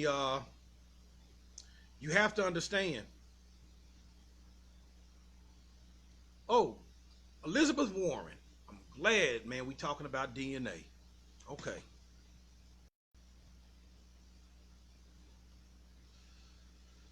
Elizabeth Warren. I like what she did. And I'm going to tell you why. Elizabeth Warren, she put the money on the wood and made the bet good. She put money on the wood and made the bet good. All right. Now everybody's mad at her. But I'm glad she did that. And she had a private geneticist who was able to discover at least one Mongoloid ancestor, okay,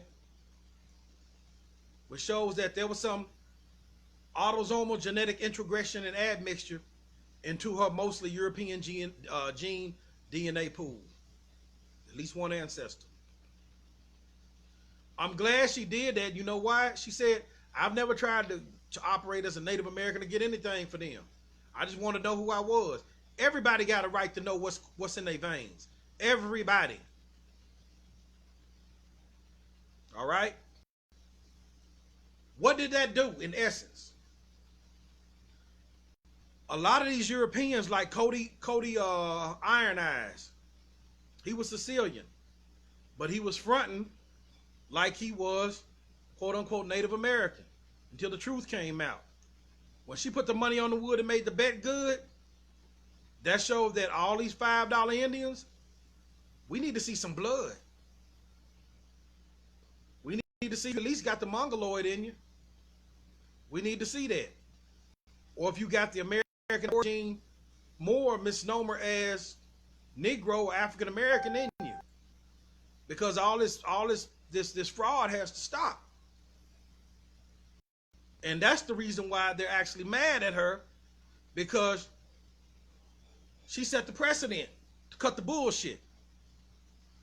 Because there's a lot of people, 100% European, passing as what they call quote unquote statutory claim of Indian and getting paid for it, and getting paid hella well for it.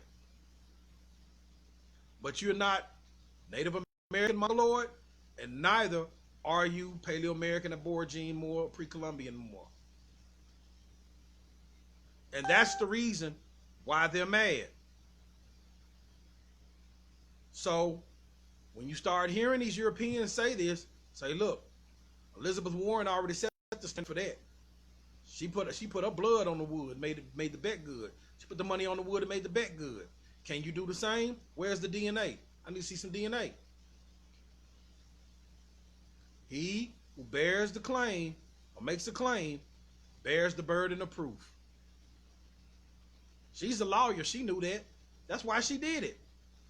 She made the claim, so she bore the burden of proof. And she proved her claim. Now everybody upset. Y'all need to look at the deeper ramifications of this thing. Y'all need to start asking these people to prove their claim. Prove your claim.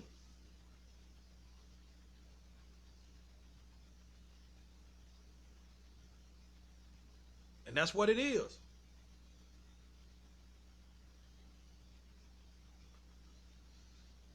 That's what it is. Okay? Fight for your land, man. Fight. You need to fight. You can't win through technology, because they're 1,000 years ahead, 1,000 years ahead of what you even see. For real. Dr. Delbert Blair told you that. These folks have alien technology. So you have to fight by any means possible. That means get your writing level up. Get your documentation up. Brother Zulu Al-Kebalan Bey, I love that brother, man. Good people, man. Good people. He was at the UN on our behalf. A lot of people don't even know that. Making a claim. They had some type of congregation up there. So I'm going on. He said, well, the people that they call them black in America, they're not black, they're Moors. And they've had their birthright stolen. Zulu Al-Kebalan Bey did that. Fight. Fight for what's yours.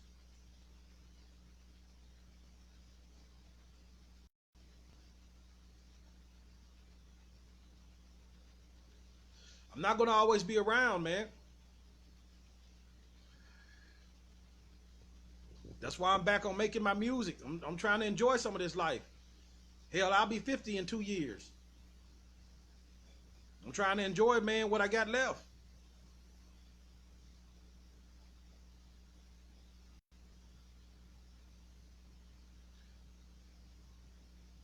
Yep, capitis diminutio maxima. The ultimate loss of status. That's right.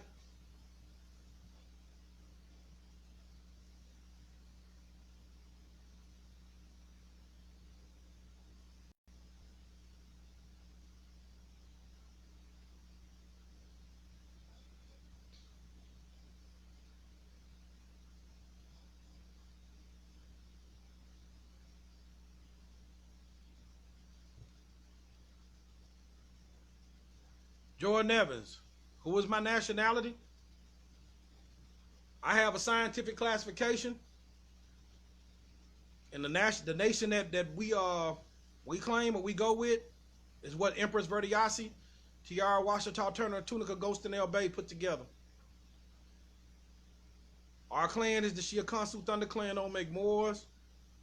And we're under the Washita nation of the Al Moroccan Empire.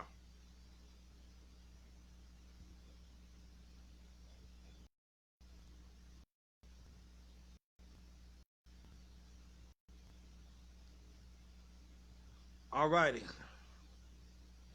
Denny Mikael.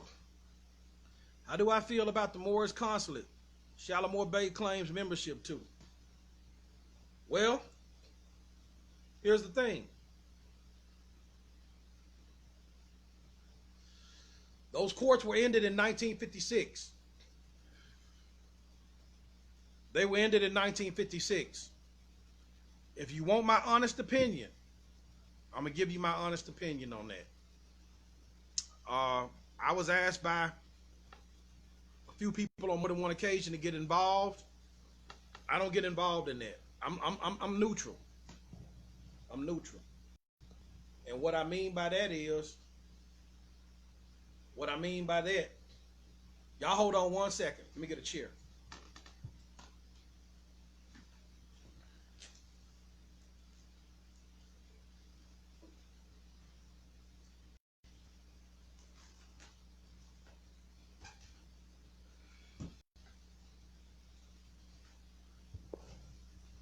All righty. What I mean by that is, me being neutral, this is what they should have done.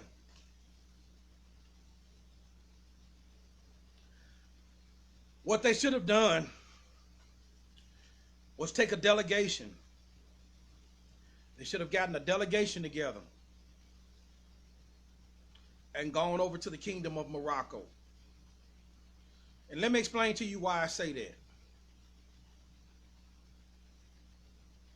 A lot of people try to say, oh, that's the Kingdom of Morocco. They have no jurisdiction. They came about in 1956. That's true. But they keep forgetting about who founded and annexed this land. They're the trustees of it. They're the trustees of it. The landmark for the Moroccan 5th century church is in Hajj Mamoun Rock, Fiqwig, Morocco, in what you call the damn kingdom. It's in Hajj Mamoun Rock in Fiqwig, Morocco, which gave the name to this land, Asku Shamal, the land lying beyond the sunset of the continent, which meant that the Bible was already brought over here. They could have taken that Bible, conjoined with the Quran, because the Quran confirms the prophets of the Old Testament. And they should have done a delegation to go to the Kingdom of Morocco and said, look, we have a great ancestor in common. We know you came out the Punic, Phoenician, Carthaginian, Punic, Iberian Empire. We know that. Our land was claimed by them under Hanno. We know that you guys built the first church on the land 500 BC. Excuse me, 450 to 480 AD. We know the Bornstone was placed 550 BC.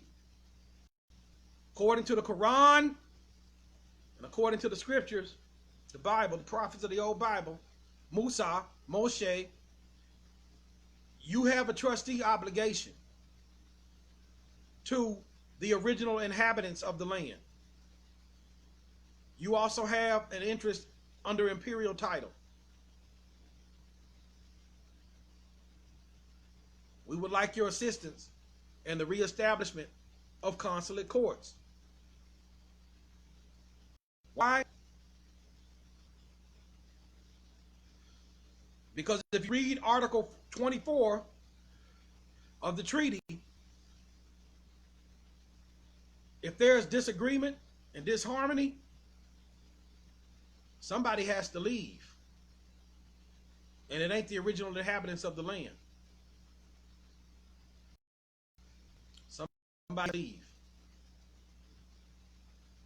Then, once they got that aid and assistance, then put the courts into play.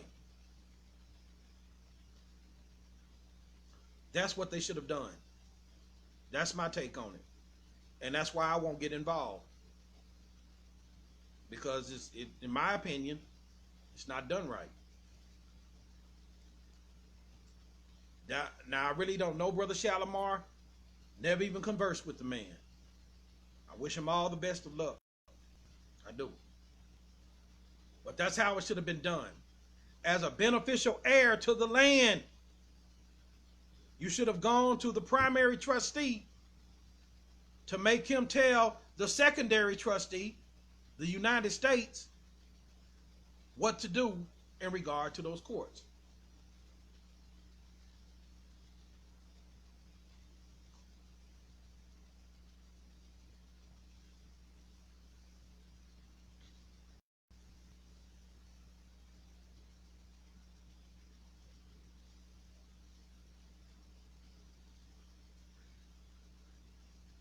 Lamika Borjar.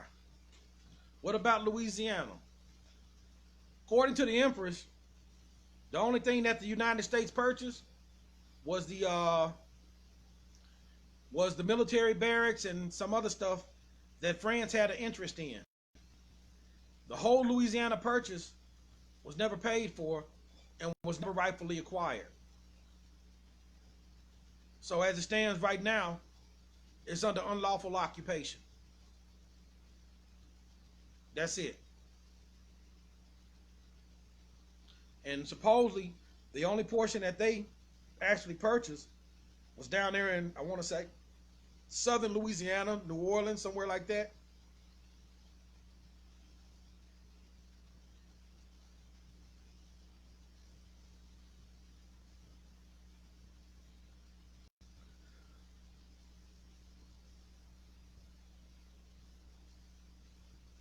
All righty.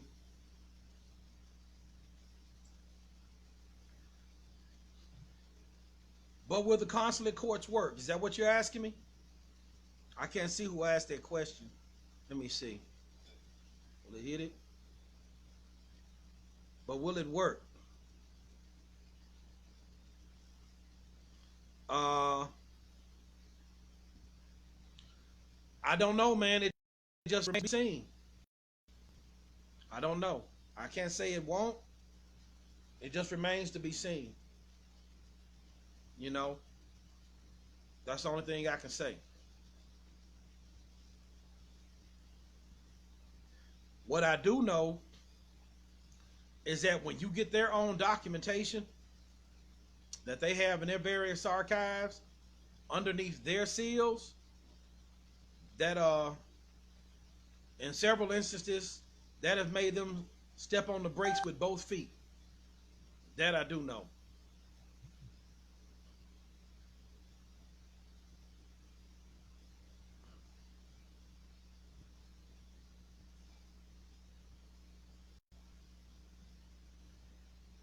Okay.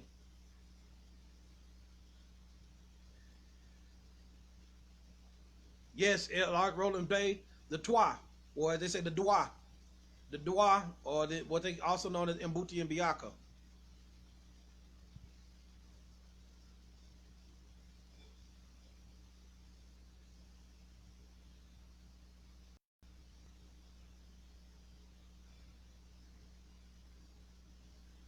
The Blackfoot are called the Siksika.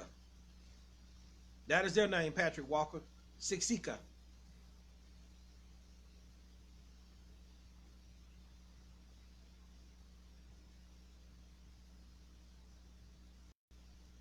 You people have to remember, there were several migrations here, but the oldest carry our phenotype. We're the first of the first. We're the first of the first. We're the mothers and daddies of the land. Then you have the Paleo-American Proto-Mongoloid who came, out of Asia. And then you had the Proto-Europoid that looks like a Cheddar Man.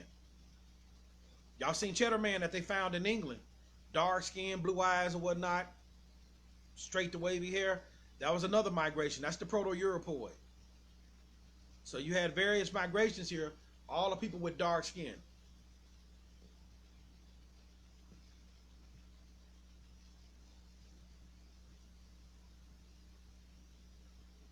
All righty. Steadily going through more of these comments.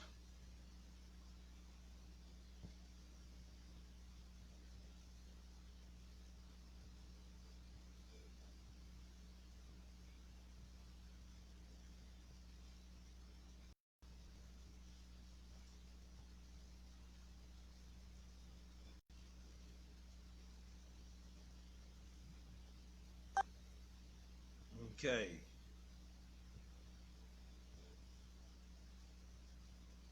Michael Bay. So, which blood type did those first people carry? Most dominant blood type of the American Aborigines is O. O type blood. It runs from 90 to 100% from South America all the way up through Mexico until you get in the southern parts of, they call North America, which is below, quote unquote, the Mason-Dixon line. It's 80 to 90%. And it's less as you go further up. But the dominant blood type of the Americas is O. It's the dominant blood type.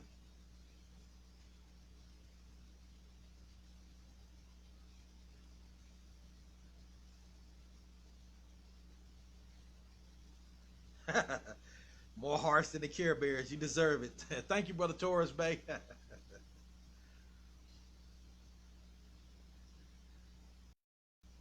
Ashe, Sharika Snow. All righty.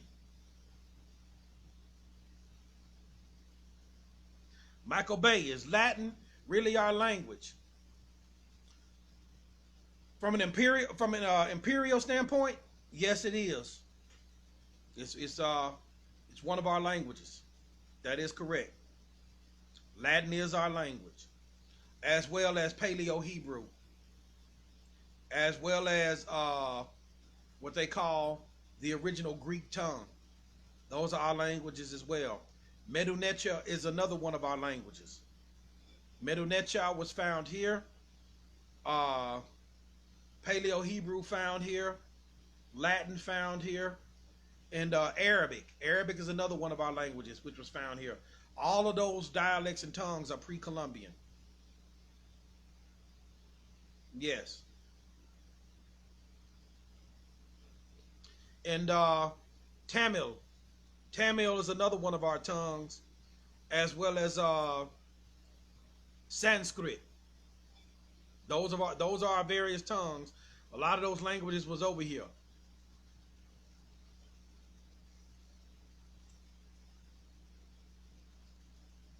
Crystal Douglas Bay. The administrative process in the OneDrive. I do have a diagram in there. I think it's in Law and Related Matters folder. Thank you, Michael Bay. Honors to you as well.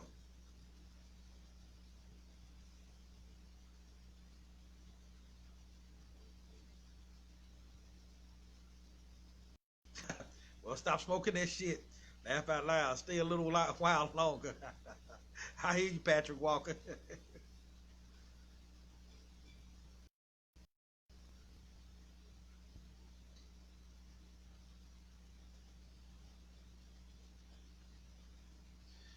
ACL. What makes what the Empress did more relevant to you than what Noble Ali had done? Me myself, I don't look at it as who's bigger than the other. I don't do that. Everybody had their part to contribute. When Noble Drew Ali came to us, you have to understand, man, we were a people who were in desperate need of guidance, history, nationality, and leadership. What Noble Drew Ali did, he pulled back the covers to show, hey man, look, you are imperially. And he did that with the founding of the Canaanite temple in 1913. Who are the Canaanites?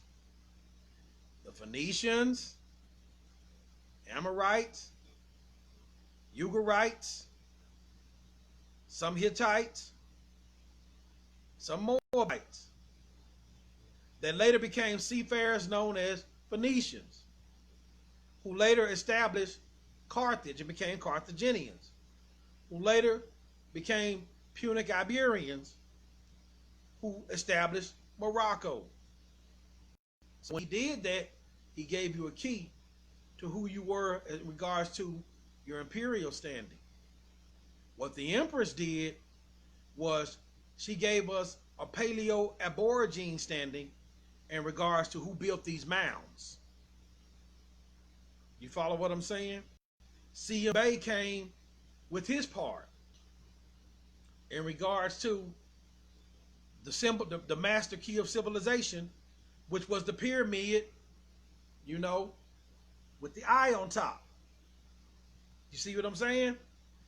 And that was found in 1984 in Uruguay. No, Ecuador, excuse me. It was found in Ecuador in 1984, almost 40 years after CM Bay told us that that symbol was ours. You understand what I'm saying?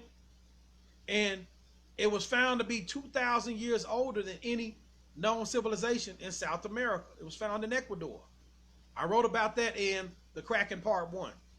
And then Prince Uriel Bay, he put the icing on the cake, was showing us about how to lawfully claim the land via the landmarks, and how the land is imperially the property of the Moors. So I don't distinguish between who did what better and all. I don't do that. I look at that everybody had their part to put the brick in the wall, to make the wall, to secure us and make us safe. That's how I look at it.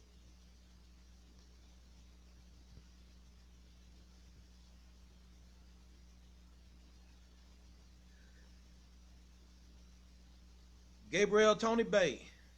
Muley Yusuf gave the title to Noble Drew Ali, right? No, that was the Sultan of Saudi Arabia at the time. I can't think of his name. He's the one that gave him that name, Ali. He received that high title. Muley Yusuf is the one that put the green Suleiman on the red cherry tree prior to it being just solid red. He did that.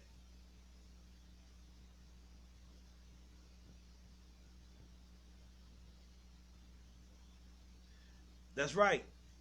That's right, Ali. You cannot separate the people from their land.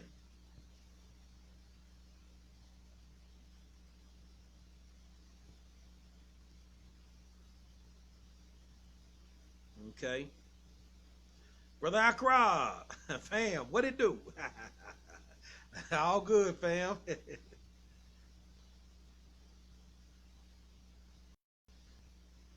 Perry Butler. Oh, man, what's going on? Let's start this stuff, man. Oh, man. Here we go again.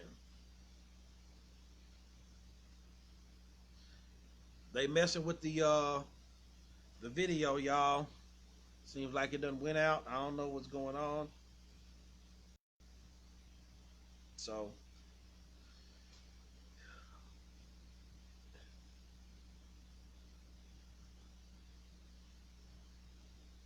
Ronald McCord, they still under the Napoleonic Code. Yeah, Louisiana. Corporate Louisiana adopted French civil law. That is correct. But the land is not. He who owns the land makes the rules.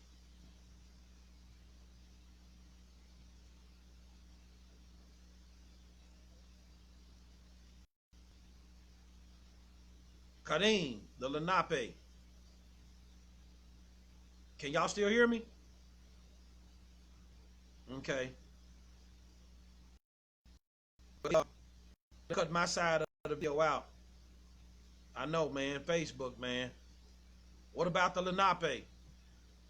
Karim, Hananiah Mishael, you got to understand. Go to the root of the language. The language will tell you about these people. It's all in the language. I've been saying this for like the past 4 or 5 years. And it was in the letters of Thomas Jefferson,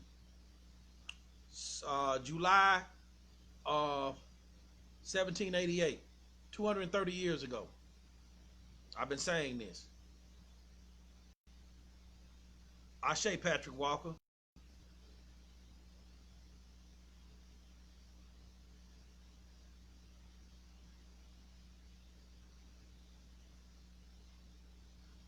Yep.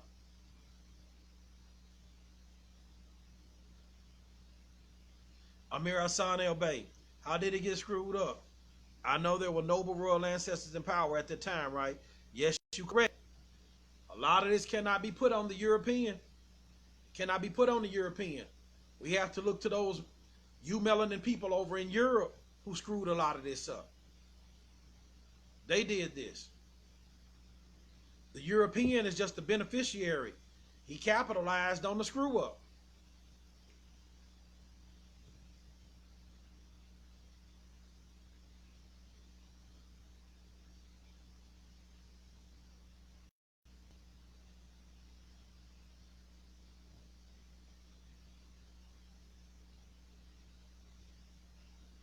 O negative and RH negative.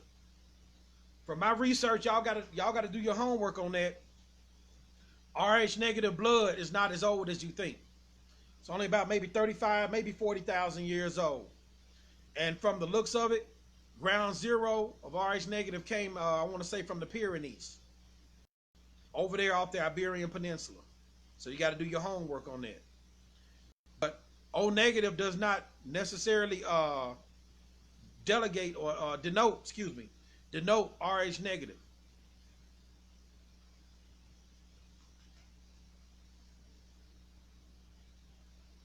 What about the Creole? Amika Borjar, the Creole is another misnomer. It goes back to what's coursing in your veins. What is coursing in your veins? If y'all keep playing with those misnomers, you're going to get burned by them. Creole just means mixed. That's all it is. Criollos. That's it. And normally it was with French and indigenous peoples and those that they classified as quote unquote African slaves. But we know that was a lie too.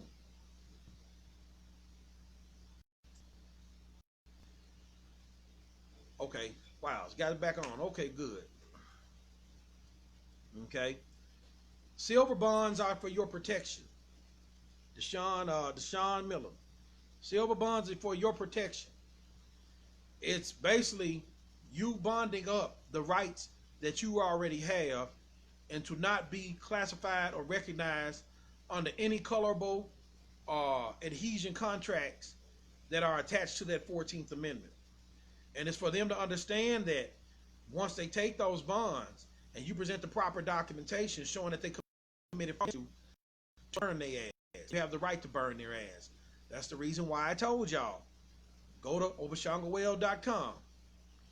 On the homepage, scroll down to Project WAMCO, go into the third link, Citizenship Question Documents, and get the PDF Pure Study 14th Amendment. And it'll make all the sense in the world to you. Read that.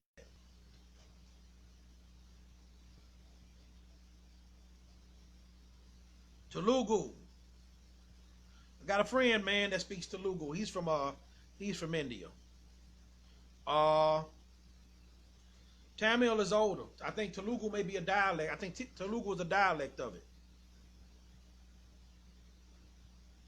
You're welcome, Brother Allen Bay, for the knowledge in the one. You're quite welcome. Jamar Anthony Moose was thought from here, was thought or Tehuti from here. According to the Emerald Tablets, they say that he was from Atlantis. Now, a lot of people are saying Atlantis was the Americas. Some are saying that Atlantis was where now the Atlantic Ocean is. Some are saying that it's a place in Mauritania called the Eye of the Eye of the Sahara, the Eye of the Sahara, which has a physical description of how Atlantis was described by Plato, with concentric rings around the center. But according to the Emerald Tablets, he was from Atlantis. Now, where Atlantis is, if you ask me, I think it was here in the West. I do think it was here in the West. Was it Mexico or what they call North America today? That I don't know. I do believe it was out somewhere in the Caribbean / Atlantic Ocean, and through geographical calamities, it sunk. It's no longer there.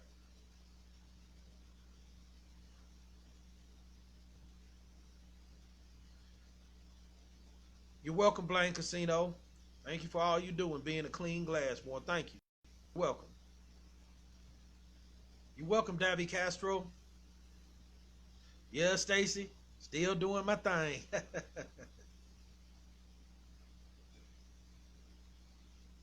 Nisha Nicola Bay, the 5 pillars. Are you talking about the 5 pillars of Islam?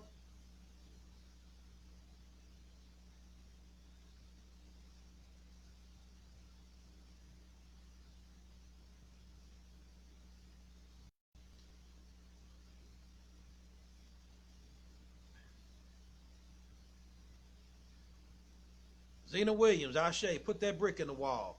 Hey, I put my brick in the wall when I did the cracking. That was my magnum opus, man. All the years of study, hard work, and research. That's why I put the cracking part 1 and 2 in there. That was my brick in the wall.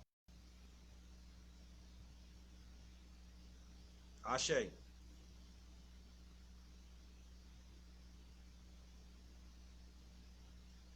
Love and light to you, Maria Asimel. Ernest Reed, good question. Why have not the Saudis done something in the international forum for our plight here? Because a lot of people have a commercial interest in our suffering. You understand that? They have a commercial interest in our suffering. And that is the reason why, that they won't do anything to help us.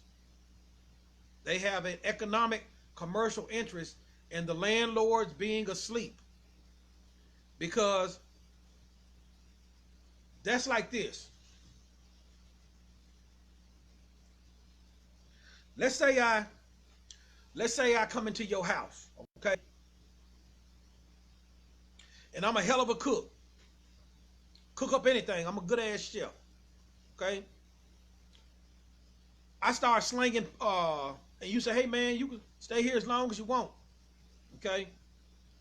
And I start cooking up food every day and slinging plates, slinging platters and shit out the back door, getting paid $5 a platter, $10 a platter. I'm using your gas if you got a gas stove, or I'm using your electricity if you got an electric stove.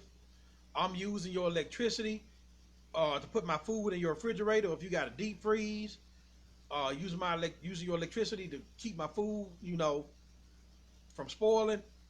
But I haven't given you anything. I'm doing commerce in your house, and by right and by law, I'm supposed to give you a portion of that commerce because I'm using your house and the utilities to conduct my commerce. Okay? Everything that the United States does, and the corporate United States. Remember, it was an agricultural usufruct. It was set up on an agricultural usufruct. They weren't supposed to be doing no mining, no fracking, no digging, no drilling, none of that shit. Okay? In the corporate 50 states of, they're all operating on our land. And so, by right and by law, we have a say-so in that commerce.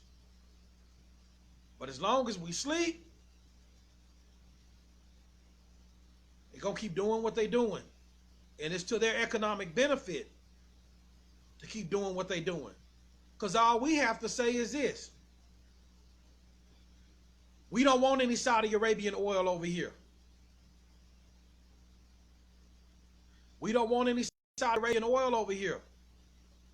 We want to use our oil, nationalize it underneath the empire, and the dividends go back to the constituents of the empire.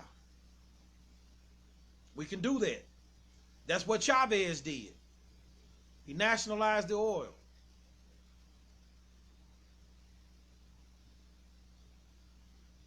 Make sense?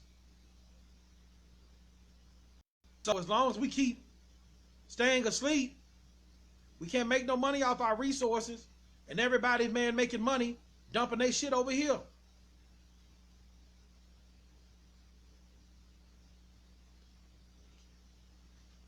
That's why they're not going to do anything to help us. They have an economic interest, an economic benefit in us staying asleep. Everybody does. China does too. Don't let them fool you.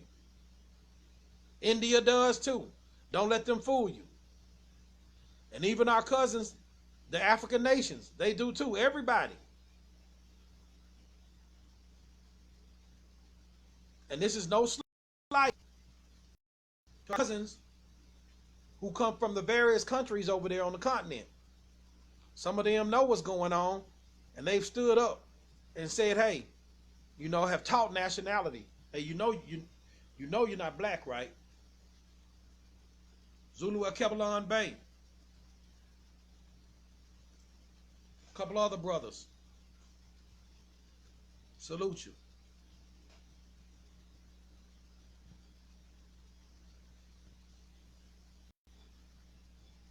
Yes, Castro did the same thing for Cuba. He nationalized the sugarcane industry. That's what the Bay of Pigs was all about. It wasn't supposed that Russia was moving missiles over there. That's a bunch of bullshit. It was about Castro nationalizing the resources of Cuba and kicking the American industry out and making Cuba and its resources for Cubans. That's what that was about.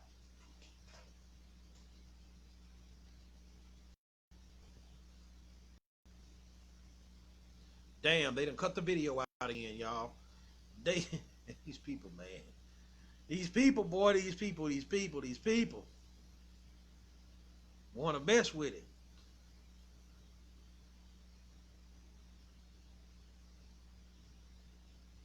Y'all know this gonna happen every time, man. They just can't. Y'all hear me? Let me know if y'all can still hear me. Give me a thumbs up if y'all can still hear me.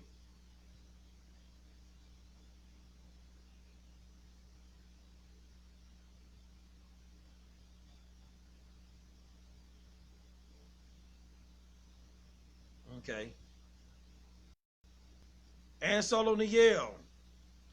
Those were pre-Columbian Moors down there when Columbus arrived. And Paleo-American Moors. Various tribes. Guadahati Bay, Arawak, Carib, Taino, you know. Taino, and from my understanding, Taino is not even the real name of them.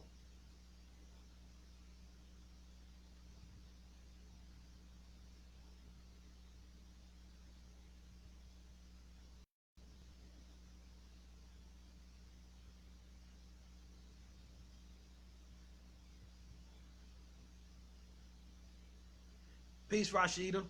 Thank you, thank you, thank you.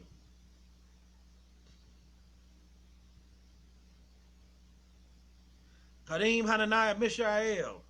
What's our connection to Great Britain? I mean, as in what? Are you talking the Americas? You know, I mean, that's kind of a loose statement.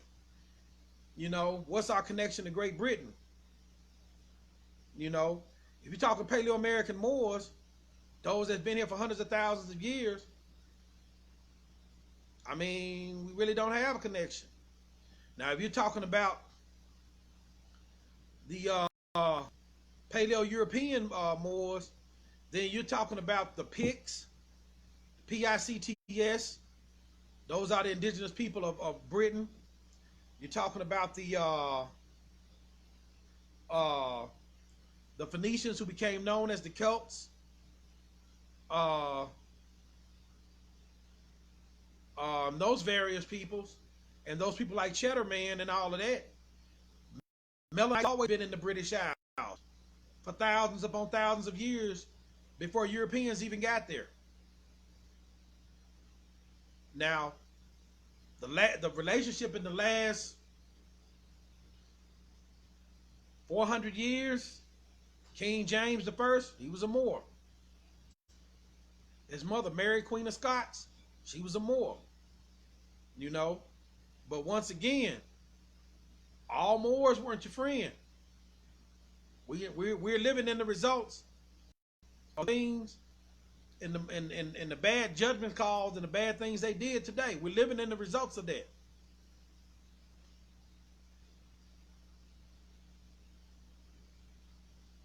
Wow, they're not even showing all the comments, huh? Well,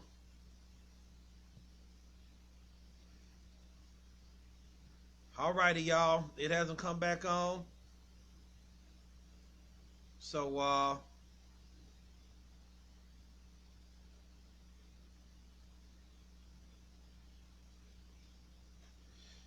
Maria Asim L. said you was told hospitals are misclassifying blood type as well as being O types. They are B types.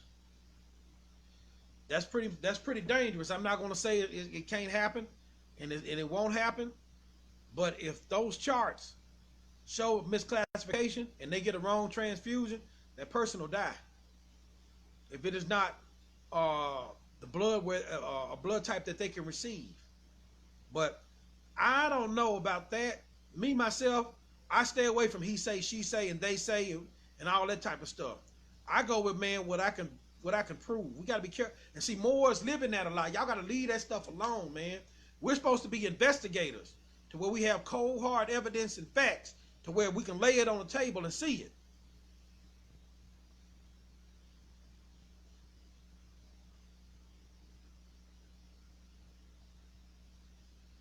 L. Reed Bay, that OneDrive is your brick, brother. Thank you, family. Leon C. Bay, thank you for the roadmap. You're welcome, family.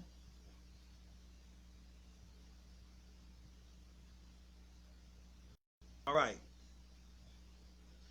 Zephania Bayel, who are our brothers from the East coming to help us?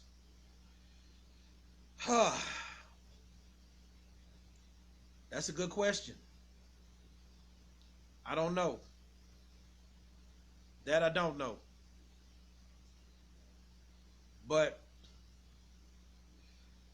I know one day I heard a statement, and it made all the sense in the world to me. The helping hand you're looking for is at the end of your own arm. And Malachi York used to say that. Made sense to me. We're going to have to do this ourselves, I pretty much think, y'all. You know, now I'm not saying, I honestly believe, because I've seen back on these prophecies unfold, and I haven't seen where he's been incorrect yet. But I don't believe Allah will allow his prophet to be made into a liar. He's never allowed any of his prophets to be made into a liar. But until that help comes, we can't sit back and wait. We have to be the change that we wish to see.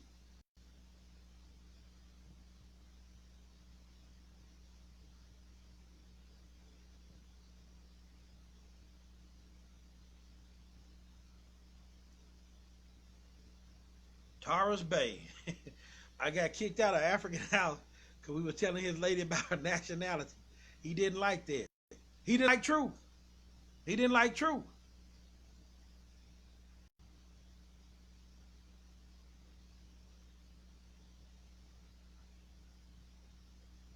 Okay. Blaine Casino. Muammar Gaddafi was a hero for his people. Yes, he was. He's another one that nationalized the resources. He did that. That's how every one of his people were getting a check. That's how school was free. That's how when you got married, you was given $50,000 towards your first house. Yes, he did that through nationalization of the resources. He did that.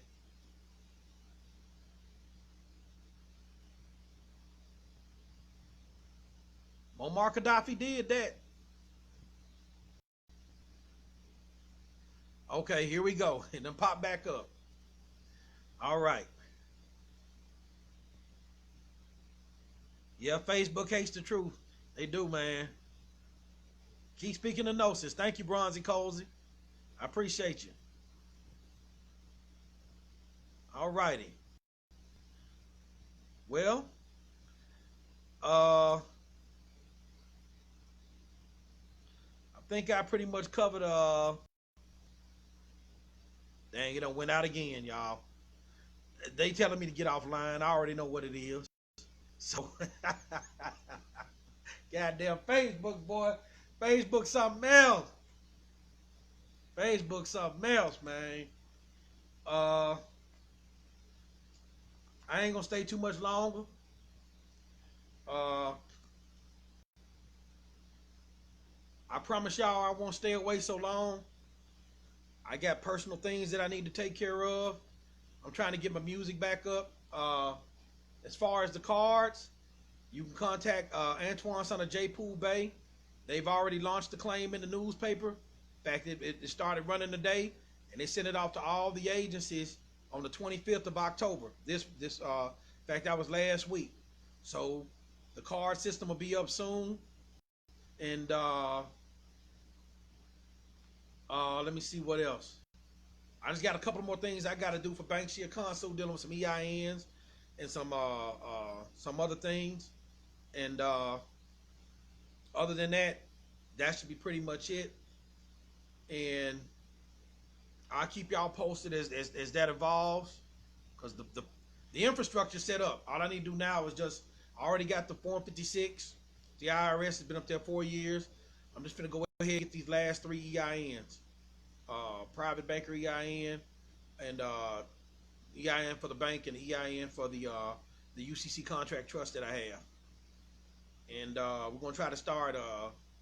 What I would like to do, inshallah, is hold a conference one day once I got the channels open, and start funding some of your ideas and projects.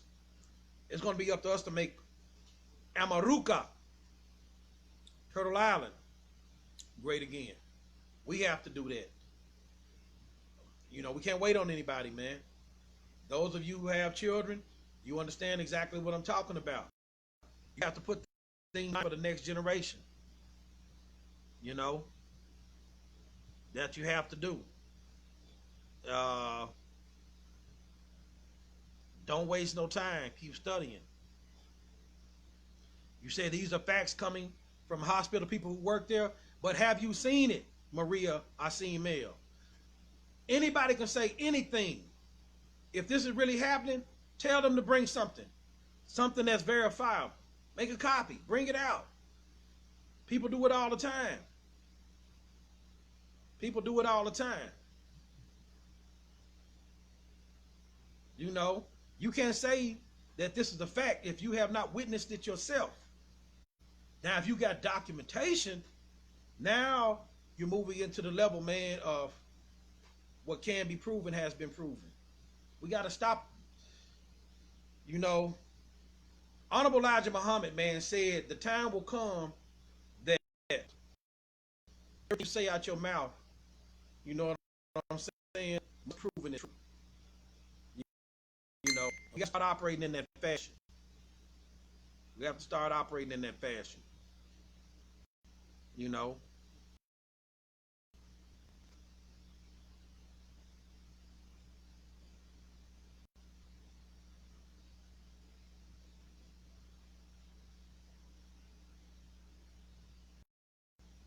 All right, we are the chosen ones. We got to set the trend. These other nations are under warship tenures too. Yeah, the corporate aspect of them, the corporate aspect has created warship tenures. But everywhere that there were Moors, you are correct. You are correct.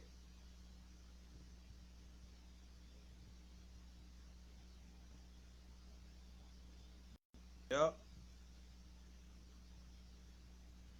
Kyla Redmond, thank you for being obedient to your calling. Ashe. Thank you. Well, I'm finna go ahead and wrap it up, y'all.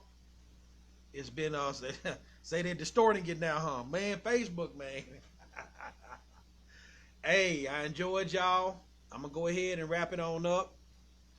And it's been good, man, master building with y'all and chopping it up on these subjects. Peace and love. Love, true peace, freedom, justice, man.